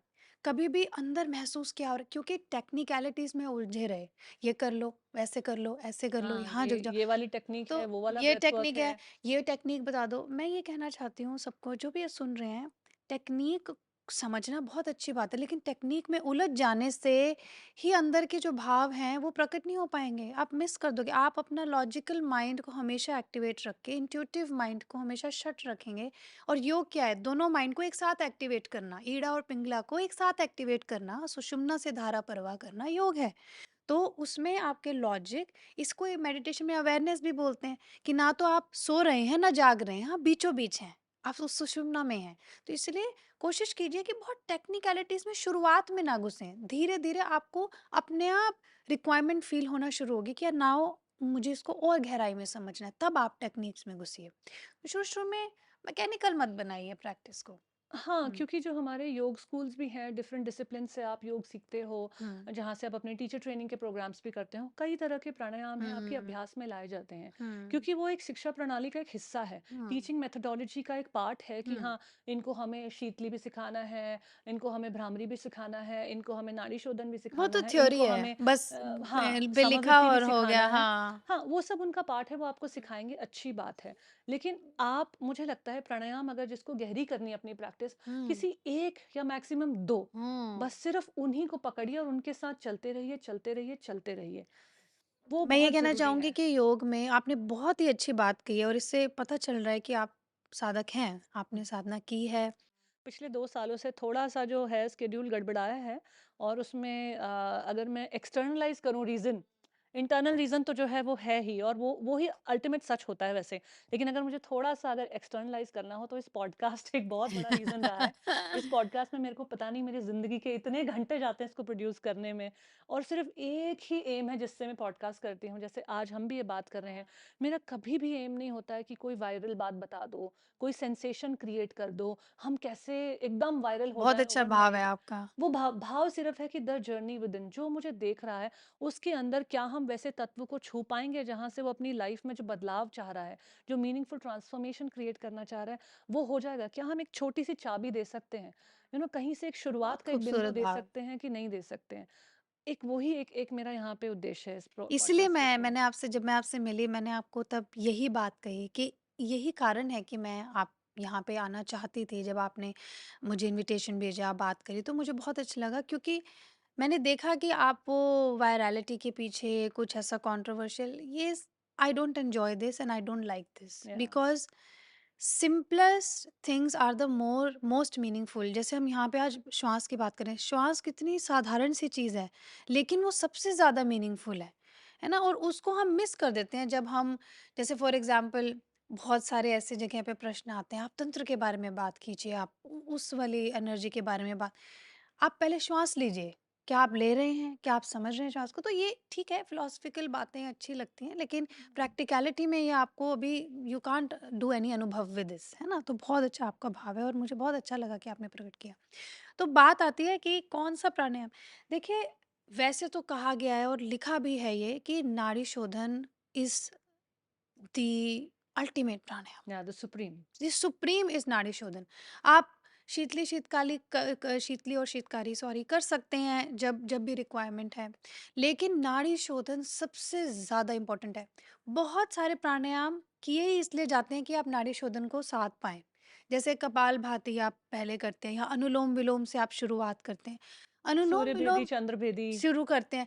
ये प्रिपरेशन है आपको, ये ले जा रही है नाड़ी शोधन की तरफ। फिर नाड़ी शोधन की अलग-अलग रेशियोज़ होती हैं। तो एक साधक जिसने नाड़ी शोधन साध लिया, उनकी ऊर्जा बहुत ही अलग होती है। उनका कंट्रोल, उनका प्रत्याहार अपने आप हो जाता है, एफर्टलेस हो जाता है। इसलिए मैं बार-बार कह रही हूँ कि कोई भी चीज़ ऐसी नहीं है कि आप सोच के करोगे। जब आपके जीवन में नेक्स्ट स्टेप एफर्टलेसली आने लगे, समझ जाना कि आप ठीक प्रैक्टिस कर रहे हो। हुँ। समझ जाना यही साइन है। कोई आपको बाहर का व्यक्ति नहीं आके बता सकता कि आप ठीक कर रहे हो। जब आपके पास ऑटोमेटिकली हायर रेशियोज़ आने लग जाएँ, यानी श्वास भरते-भरते 10 से 15 हो गया, अपने आप 15 से 20 हो गया, 20 से 22-24 हो गया, समझ लो कि आप बिल्कुल ठीक चल रहे हो।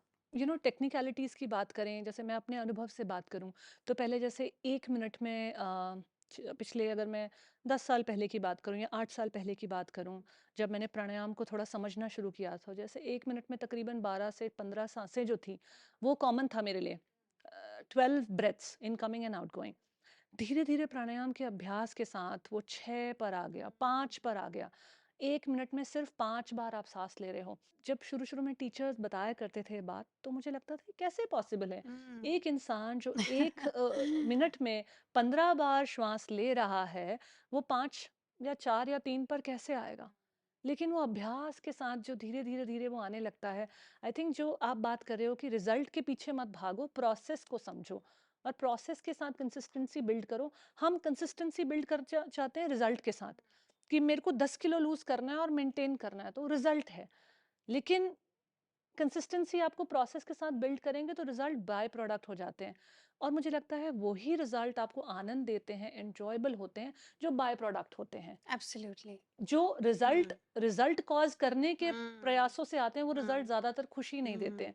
लोग कहते हैं आज हमने जॉब में इतना कुछ कर लिया, वो हैप्पीनेस नहीं है, क्योंकि आप जॉब एक मकसद, एक रिजल्ट पाने के उद्देश्य से कर रहे थे। हुँ। हर एक चीज उस उद्देश्य के अच्छा ऊपर फिर वो था। रिज़ल्ट मिल जाता है तो आप कहते हो अब क्या?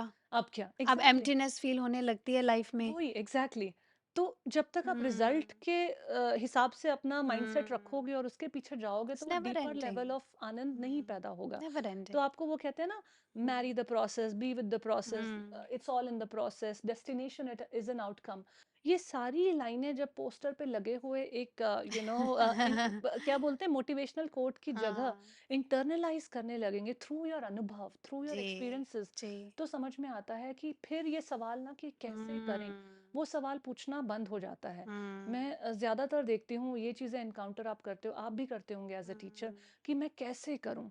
जब तक आप हुँ। कैसे के साथ फाइट करते रहते हो ना, फिर आप एक टीचर के पास जाते हो, वो अपना तरीका बताएँगे, दूसरे के पास जाते हो, अपना तरीका। हर तरीका अलग है। हर तरीका फिर अलग है, सरेंडर आएगा ही नहीं क्योंकि आप उलझ गए ना टेक्निकैलिटीज़ में, टेक्निकैलिटी में। उलझ गए। अच्छा ये बहुत अच्छी ये this is leading to a very good point जो कि एक्चुअली बहुत इम्पोर्टेंट है कि योग के अभ्यास में या आप अगर साधना में ही आ गए हैं पूरे तरीके से, तो उसमें भी 2-3 बातें मैं ऐड करना चाहूँगी। पहली बात तो भरे हुए ग्लास में कुछ भर नहीं सकते हैं, इस बात को हमें समझना है। अगर आप हर दिन अपने मैट पे, अपने जगह पे जहाँ पे आप अभ्यास करते हैं, भर के आएँ अपने आप को एक्सपेक्टेशन के साथ कि यार मैंने ये करना है, आज मुझे ये करना है, या मुझे 2 महीने 1 महीने में वेट लॉस करना है, या 2 महीने में ये करना है। जो आप ऑलरेडी भरे हुए हैं, तो आप कुछ और अंदर ले ही नहीं सकते। जो अनुभव प्रोड्यूस होंगे वो भी मोल्ड हो जाएँगे, चेंज हो जाएँगे। क्योंकि आप ऑलरेडी उन्हें अपने एक्सपेक्टेशन से रिलेट कर रहे हो, इसलिए आपको फ्रस्ट्रेशन होने लगेगी। इसलिए बहुत से लोग कहते हैं योगा से तो कुछ हो ही नहीं रहा है, हम जिम जा रहे हैं। ठीक है, पहली बात तो योगा और जिम में कोई कंपैरिजन है नहीं, और क्योंकि आपकी एक्सपेक्टेशन गलत थी, इसलिए कंपैरिजन भी बिल्ड हुआ और इसलिए आपको रिजल्ट भी नहीं मिला, है ना?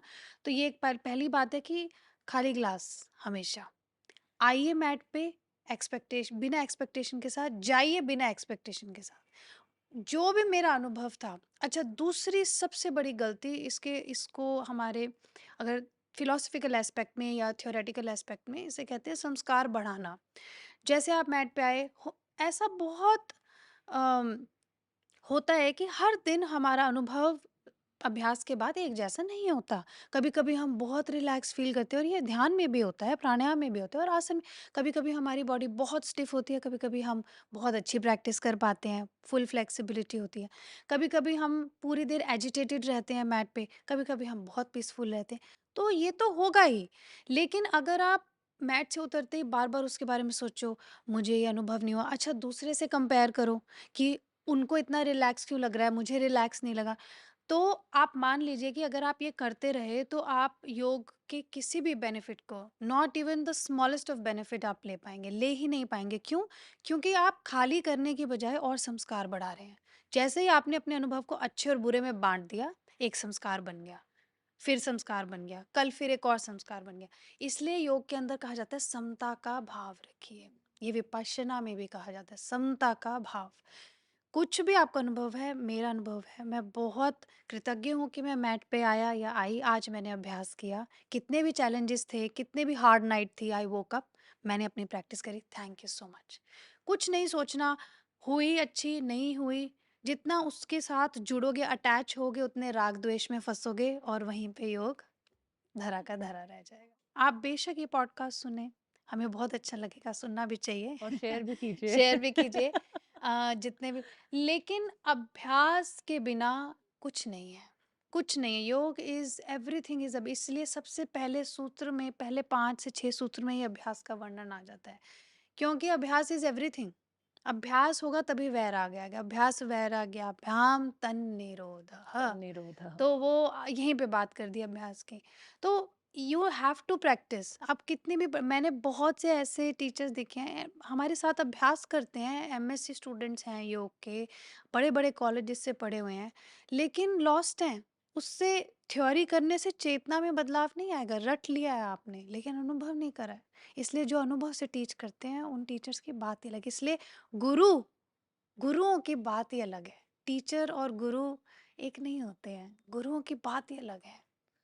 बहुत ही भाग्यशाली वो लोग होते हैं जिन्हें गुरु मिल पाते हुँ, हैं, या जिनकी लाइफ में गुरु आ जाते हैं, हुँ, या वो हुँ, उन्हें ढूंढ लेते हैं। आपकी लाइफ में भी अभी एक गुरु आपको मिले हैं, हुँ, है ना? टीचर और गुरु में बहुत गहरा डिफरेंस है, हुँ, और ये वही जान सकता है जिसने गुरु तत्व को भी महसूस किया है और हुँ, एक अध्यापक शिक्षक के तत्व को भी भी महसूस किया है। महसूस किया तो आप बताइए कि आपके अनुभवों से एक है। गुरु और एक टीचर में क्या फ़र्क है? देखिए, टीचर्स में भी गुरु तत्व होता है, लेकिन उनके अंदर कहीं न कहीं, जैसे हम भी हैं, हम अहंकार से मुक्त नहीं हैं शोभा जी, हम नहीं बोल सकते, ये घोर पाप है ऐसा कहना। तो हम इसलिए टीचर हैं, हम इसलिए शिक्षक हैं, हम गुरु नहीं बन सकते, क्योंकि गुरु वो है जिनके अंदर से अहंकार बिल्कुल लुप्त हो गया। लेकिन टीचर वो हैं जिनके अंदर कहीं न कहीं अभी भी अहंकार है। कहीं न कहीं वो पूरी तरीके से अपनी नॉलेज नहीं शेयर कर पाते। कहीं न कहीं कोई इनसिक्योर, और सब नहीं है, सब नहीं है। जो टीचर्स के अंदर से ये भाव खत्म हो जाता है, तब वो गुरु बन जाते हैं। क्योंकि गुरु के अंदर से ज्ञान कॉन्स्टेंटली बह रहा है, बिना रुके बह रहा है, और सेल्फलेसली, क्योंकि इतना है कि उसे बहना ही पड़ेगा। वो गुरु तत्व है। और इतना डाँटेंगे भी, लेकिन प्यार भी करेंगे। लेकिन वो अपना सब कुछ आपको देना चाहते हैं और आपके कष्ट लेना चाहते हैं। गुरु मुझे कल गुरुजी यही बता रहे थे कल के सत्संग में कि गुरु सबसे ज़्यादा दुःख लेते हैं शिष्य के, सबसे ज़्यादा दुःख। ऐसा टीचर्स शायद ना कर पाएँ, है ना? टीचर्स का काम है कि हमने आपको टीच करा, लेकिन गुरु सबसे ज़्यादा वो मुझे बता रहे थे क्यों रमना महर्षि इतनी जल्दी उम्र में चले गए, मैं वही बात क्यों आपसे आदि करने वाली थी। शंकराचार्य इतनी जल्दी उम्र में, क्यों रामकृष्ण परमहंस इतनी जल्दी, क्यों विवेकानंद, क्योंकि वो सब ले लेते हैं, सब सारे दुख अपने अंदर समाने लगते हैं वो गुरु, क्योंकि वो इतना दे रहे हैं, इतना दे रहे हैं, कॉन्स्टेंटली धारा प्रवाह फ्लो हो जा रहा है, फ्लो हो रहा है, वो गुरु है। और मुझे आज पहली बार, मेरे बहुत से अलग अलग अनुभव भी रहे अलग अलग गुरुओं के साथ, लेकिन फॉर द फर्स्ट टाइम मुझे उस गुरु तत्व का रियलाइजेशन अब हुआ है, हो रहा है। हो सकता है इससे भी गहरे अनुभव हों आने वाले समय में और मुझे महापुरुषों का साथ मिले, अगर मेरे इस जीवन में लिखा हुआ होगा तो, या मेरी साधना उस काबिल हुई तो। लेकिन ये ही फ़र्क मुझे महसूस हुआ कि हम में अहंकार है, कूट-कूट के भरा हुआ है, इसलिए हम शिक्षक हैं, इसलिए हम गुरु नहीं हैं। बहुत ही मतलब आप फ़ील कहते कर हैं ना। पाए हैं, मैं आपके चेहरे बिल्कुल, से समझ रही हूँ क्योंकि आप उस बिल्कुल। चीज़ से निकले हैं, उस चीज़ को समझते हैं तो। बिल्कुल, और मैं वही कह रही हूँ ना, हम कितनी भी बातें करते रहें, इंटेलेक्चुअलाइज़ करते रहें बातों को, और ज़्यादा लॉजिकल बनाते रहें, लेकिन एक्सपीरियंस कुछ अलग ही होता है। इंटेलेक्चुअलाइज़ करना और एक्सपीरियंशियली उसे अपने अनुभव में लेके आना 2 बिल्कुल ही अलग बातें हैं। आजकल लोग बहुत प्राइड लेते हैं कहने में कि मेरा बच्चा बहुत लॉजिकल है। अगर आप उसको लॉजिकल समझाओगे ना, एकदम वही करेगा जो आप कह रहे हो। अगर उसको लॉजिक समझ में नहीं आया, तो फिर वो आपकी बात नहीं मानेगा। अच्छी बात है। लेकिन मैं इसका दूसरा पहलू देखती हूँ, क्योंकि मैंने लॉजिकल होने के बहुत, कहते हैं ना, दुःख भुगते हैं अपनी लाइफ में। एनालिटिकल होना, इंटेलिजेंट होना, इंटेलेक्चुअल होना, लॉजिकल होना बहुत अच्छी बात है। हम होते ही इसलिए क्योंकि हमें बहुत कुछ मिलता है ना इससे लाइफ में। अहंकार बहुत ज़्यादा, आप इंटेलिजेंट हो जाते हो, टॉप कर लेते हो, माँ-बाप आपको अच्छे से ट्रीट करते हैं, लोग आपको एक्सेप्ट करते हैं, माइलस्टोन्स आप जल्दी-जल्दी अचीव करते हो। सब कुछ कैसे आ रहा है? लॉजिक से आ रहा है। इसलिए आप लॉजिकल कंटिन्यू रहते हो होना। लोग, मतलब मैं देखती हूँ अब 40s में, 50s में, सब कुछ उन्होंने धन, दौलत, पैसा, रुतबा, फेम सब पा लिया है, सब कुछ है। लेकिन फिर भी वो अहंकार भर नहीं रहा है, भयानक। क्योंकि हुँ। उसको लॉजिकल माइंड को तो अगला, अगला, अगला, व्हाट इज़ ये नेक्स्ट? द मोमेंट यू यही अचीव चाहिए। One thing, you feel empty. Exactly, मैं वही व्हाट्स बता नेक्स्ट? रही हूँ कि लॉजिकल माइंड का तो ये साइक्लिक प्रोसेस है जो चलता ही रहेगा। हुँ, बिल्कुल। तो जब मुझसे ऐसा लोग कहते हैं कि बहुत लॉजिकल है, तो मैं खुश भी होती हूँ ये सोचकर कि ये बच्चा बहुत मेहनत करेगा, और लॉजिकल होने में भी मेहनत हुँ, लगती है। It's not a default process, क्योंकि हुँ, आप रोज़ पढ़ाई कर रहे हो, अभ्यास कर रहे हो, हुँ। सब कुछ है। लेकिन उसके साथ-साथ सरेंडर का भाव ना होना, ये लॉजिकल बच्चों में नहीं होता। मेरे अंदर तो बिल्कुल भी नहीं था। अगर आपको मुझे कुछ भी कहना है, तो आपको मुझे पहले समझाना पड़ेगा कि इसका क्या फ़ायदा, क्या फ़ायदा नफ़ा, है, क्या साइंस नुकसान होगा। बताओ हमें। लेकिन नफ़ा-नुकसान हमेशा इंटेलिजेंस में नहीं होता है, कभी-कभी, और इनफैक्ट हुँ, मोस्टली एक्सपीरियंस में होता है। हुँ, लेकिन आप इंटेलिजेंस में ही जूझे जा रहे हो, नहीं-नहीं अभी हुँ, फ़ायदे पूरे नहीं हुए, अभी नहीं करूँगा, पहले पूरे हुँ, फ़ायदे बताओ, हुँ, कहाँ-कहाँ तक फ़ायदे जा रहे हैं वो बताओ। हुँ, अच्छा अभी नहीं समझ में आया, अभी नहीं करूँगा। हुँ, अनुभव, हुँ, करके देखो तो पता चलेगा। हुँ। अगर आज इस कॉन्वर्सेशन से जो आपने इतने ठहराव के साथ इतनी इतनी इम्पोर्टेंट बातें यहाँ पे हाईलाइट की हैं, अगर वो कोई सिर्फ ये इंटेलिजेंस वाले एंगल को छोड़ के अनुभव वाले एक्सपीरियंस पे आ जाए और थोड़ा सा करने लगे, तो मैं समझूंगी कि आज की हमारी ये मेहनत सफल हो गई। सफल हो गई, मैं बिल्कुल इसीलिए सही कहती है। हूँ लोगों को कि इसे शेयर करें, ताकि और लोगों तक ये चीज़ पहुँचे।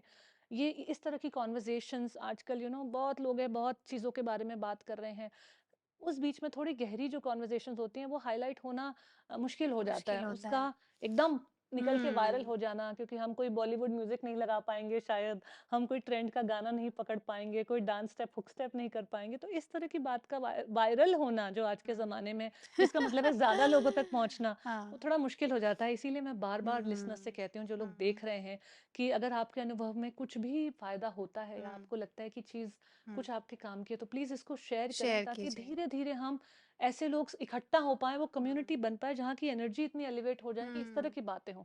फिर वो सत्संग होगा। फिर वो सत्संग होगा, बहुत अच्छी बात आपने कही। देखिए यहाँ पे ना मैं जैसे आज भी सबसे सबसे गहरे साधक ना हमारी एक्सेसिबिलिटी में भी नहीं है। आप समझ रहे हैं इसका बिल्कुल। इसका मतलब समझ रहे हैं? वो अभी तक भी आप उन्हें जानते भी नहीं हैं। वो उन्हें आपसे कोई लेना-देना ही नहीं है।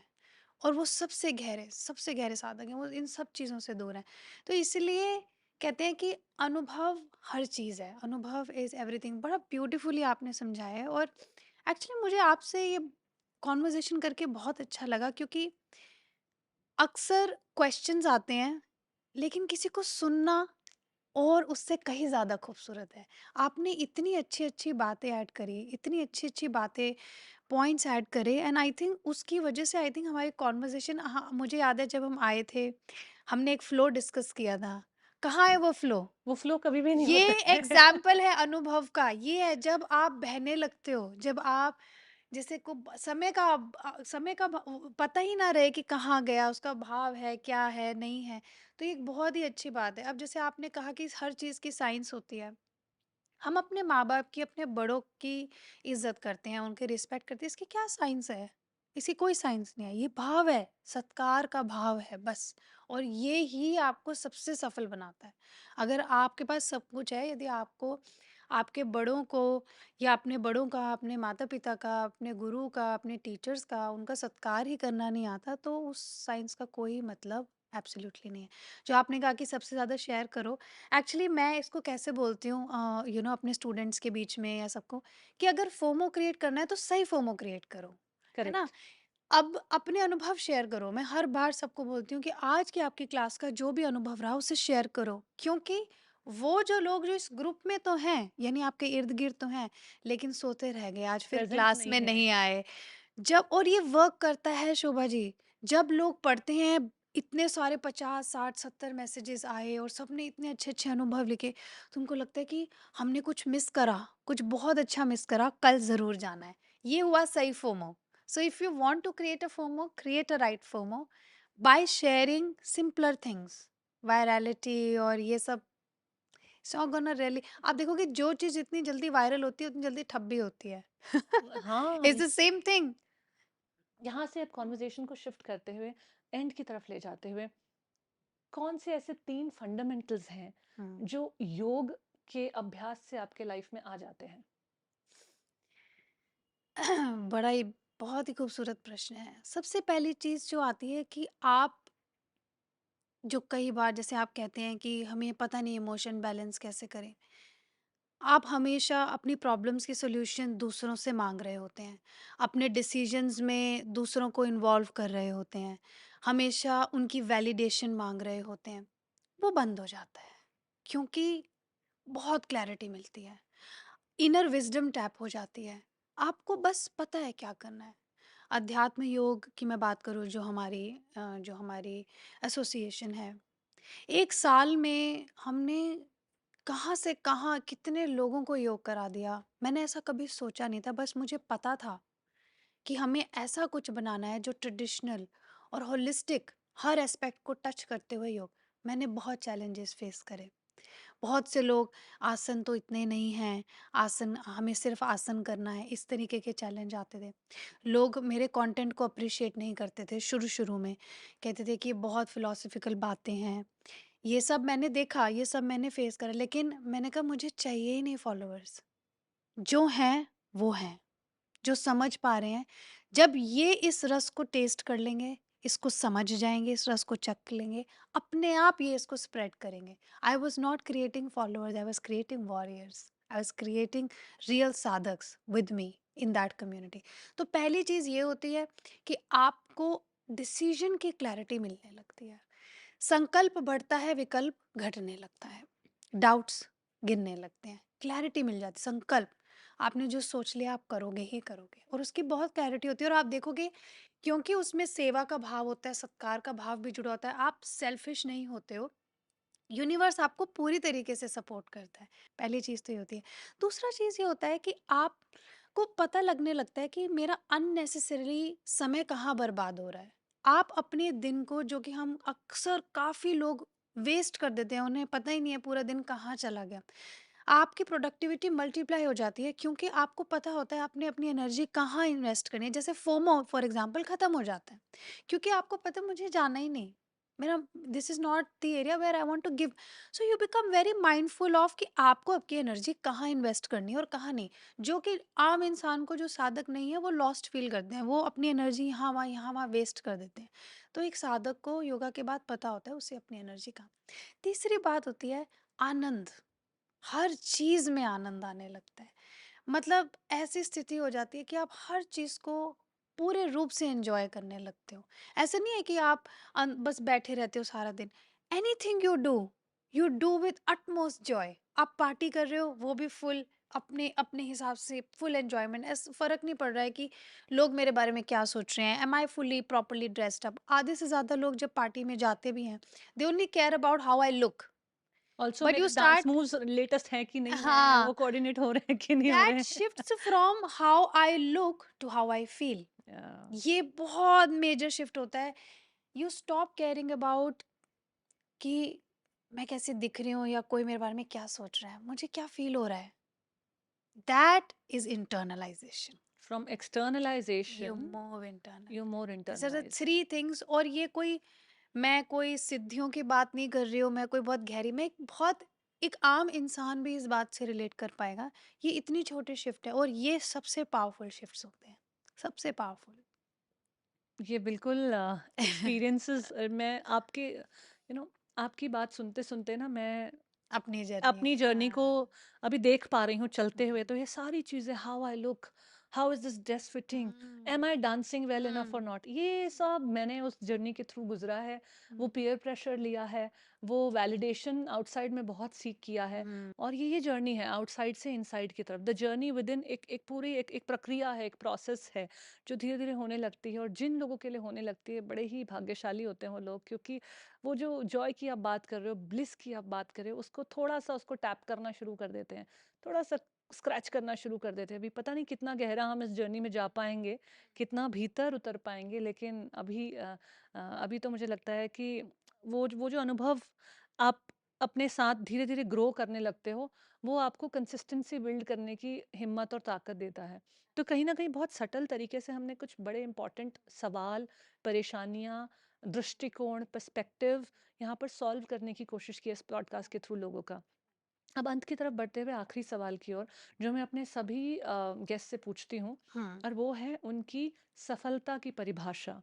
हम्म। What is your definition of success? आपने कॉर्पोरेट करियर देखा, हम्म। कई साल आपने कॉर्पोरेट में जॉब्स की और अच्छे हम्म। पोजीशंस पे आपने हम्म। होल्ड किया, और फिर उसके बाद आपने छोड़ा। उसके बाद योग के आप क्षेत्र में आई और आज योग हम्म। में रमी हुई हैं। हम्म। तो इस पूरे सर्कल में हम्म। What is your idea of success? All my life, all I wanted was love from everyone, validation, love. I want people to look at me, accept me. I wanted to fit in the latest boxes of society. योग ने मेरे लिए happiness का definition change कर दिया।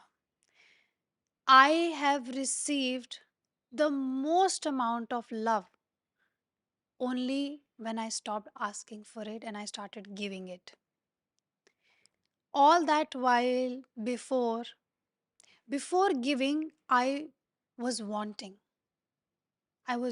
क्योंकि मेरी बहुत राजसिक प्रकृति। I was a very very also very you know outdoorsy outgoing person and I was someone, जैसे आपने कहा कि जो मैंने ठाना मैंने करना है, मैं उसके पीछे पड़।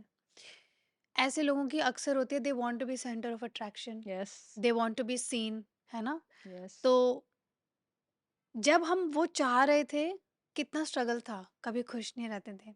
And now when I stopped asking for it, I receive so much love and blessing from so many strangers. And imagine they always coming and telling me कि I feel we were connected in our past life. तो अपने past life के सारे connections present life में जी पाना is, I think, for me, is success. Is success is not how much money is sitting in my bank. It is sitting, and it is sitting, and I'm unaffected by it. Imagine how many followers I have. I have, and I'm unaffected by it. All I enjoy is the love, the exchange of love that I get to have with so many humans, so many people. For me, that amount of love is real success. It's so fulfilling to see.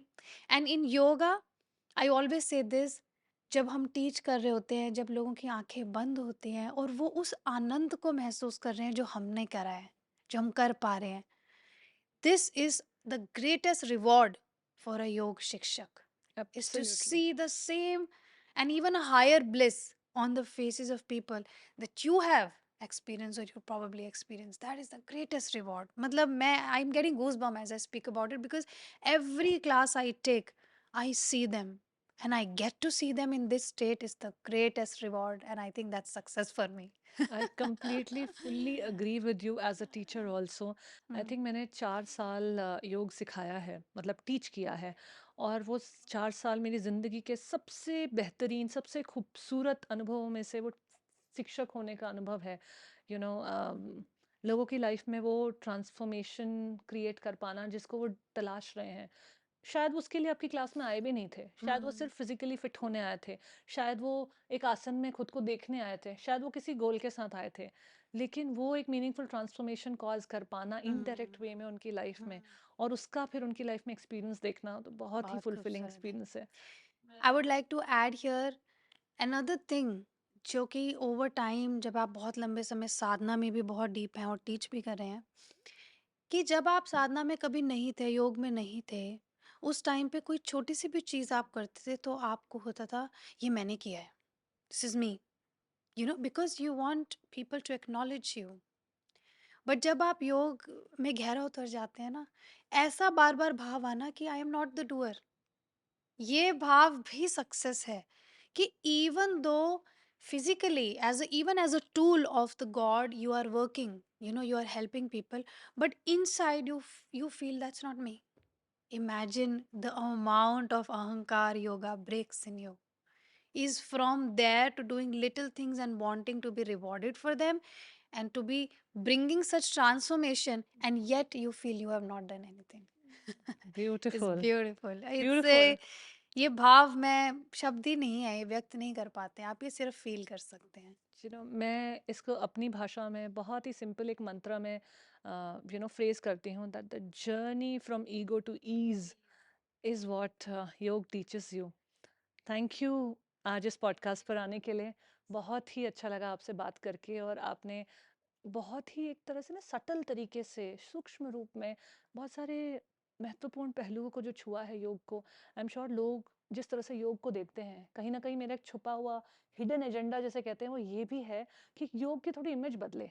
ये जो बहुत ही एक westernised image of योग हो गई है, और इसमें मैं वेस्टर्न लोगों की गलती नहीं बताऊंगी, क्योंकि मैंने वेस्ट में भी मैं रही हूँ, मैंने वहाँ भी प्रैक्टिस की है, वहाँ पे सिखाया भी है। मुझे लगता है वो लोग शायद ज़्यादा इंटरनल जाने की कोशिश करते हैं हमसे। मैं इंडियन क्लासेस का माहौल देखती हूँ, वहाँ पे ज़्यादा कंपटीशन और अहंकार है, वर्सेस मैं जब वेस्ट में क्लासेस का माहौल देखती हूँ, वहाँ पे वो एक डीपर डिमेंशन को छूने की कोशिश कर रहे हैं, हम्म। क्योंकि शायद वो लोग बचपन से जिम्नास्टिक्स और इस तरह की क्लासेस और एक्सटर्नल हम्म। चीज़ों को फील करते आए हैं। तो हम्म। शायद वो एक्चुअल में कोई डीपर मीनिंग ही ढूंढ रहे हैं। मुझे नहीं पता why is there a difference, but there is a spirituality, difference. West में स्पिरिचुअलिटी बहुत कम है। हमारे भारत में आप योग करें ना करें, spirituality still is there, it's there in every house, gods are there, you do puja, you do something. So there are so many there are many essence and then various aspects of spirituality that are rooted in you. West is deprived of that. That is so one of they the are reasons. Looking for some deeper meaning out of the Yeah. Yoga class. Mm. तो उसका जो experience है बहुत अलग है versus यहाँ पे। तो जो हम यहाँ पे योग कर रहे हैं, जो हम Mm. बहुत ही ग्रॉस लेवल पर उसको देखते हैं कि आसन प्रैक्टिस, आसन में एक्सीलेंस, उसके बियॉन्ड लोग योग समझ पाए, ये मेरा हिडन एजेंडा है कहीं आई ना एम कहीं। Very very very very happy. ये तो अध्यात्म योग इस विजन के साथ पैदा हुआ था और मुझे बड़ा अच्छा लगा। देखिए आपकी जो ये लाइन है, जर्नी विद इन, ये हमारी भी टैग लाइन है। What a coincidence, because we wanted people to see that it is much much much more, that you know asana is just first step. Yeah. Thank you so much, really, gratitude from the bottom of my heart for making this happen. And I'm, every such podcast that I'm invited to, I will never leave a single opportunity to be there, irrespective of मैं कौन हूँ आप कौन है, because all of us are united with same purpose, and the more people come together, the louder our voices can be. Thank you. On that note, thank you so thank you much so for much. joining me. Thank you. I look forward to seeing you again soon. Same here Shubha ji, Hari Om. Namaskar. Thank you so much for watching today's episode. I am sure आज के इस episode में आपने बहुत सारी चीज़ें सीखी होंगी, बहुत सारे आपके पर्सपेक्टिव चैलेंज भी हुए होंगे और शायद बदले भी होंगे। क्या सबसे अच्छी बात लगी उसे कमेंट सेक्शन में लिख के ज़रूर बताइएगा। अपने एक्सपीरियंसेस शेयर करें और इस वीडियो को लाइक, कमेंट और शेयर करें ताकि ये और ज़्यादा लोगों तक पहुंच पाए। और जो हम द जर्नी विदिन की कोशिश करना चाह रहे हैं, आपको अपने आप से मिलवाने की जो कोशिश करना चाह रहे हैं, वो ज़्यादा से ज़्यादा लोगों तक पहुँचे। नमस्कार, मिलते हैं अगले एपिसोड में।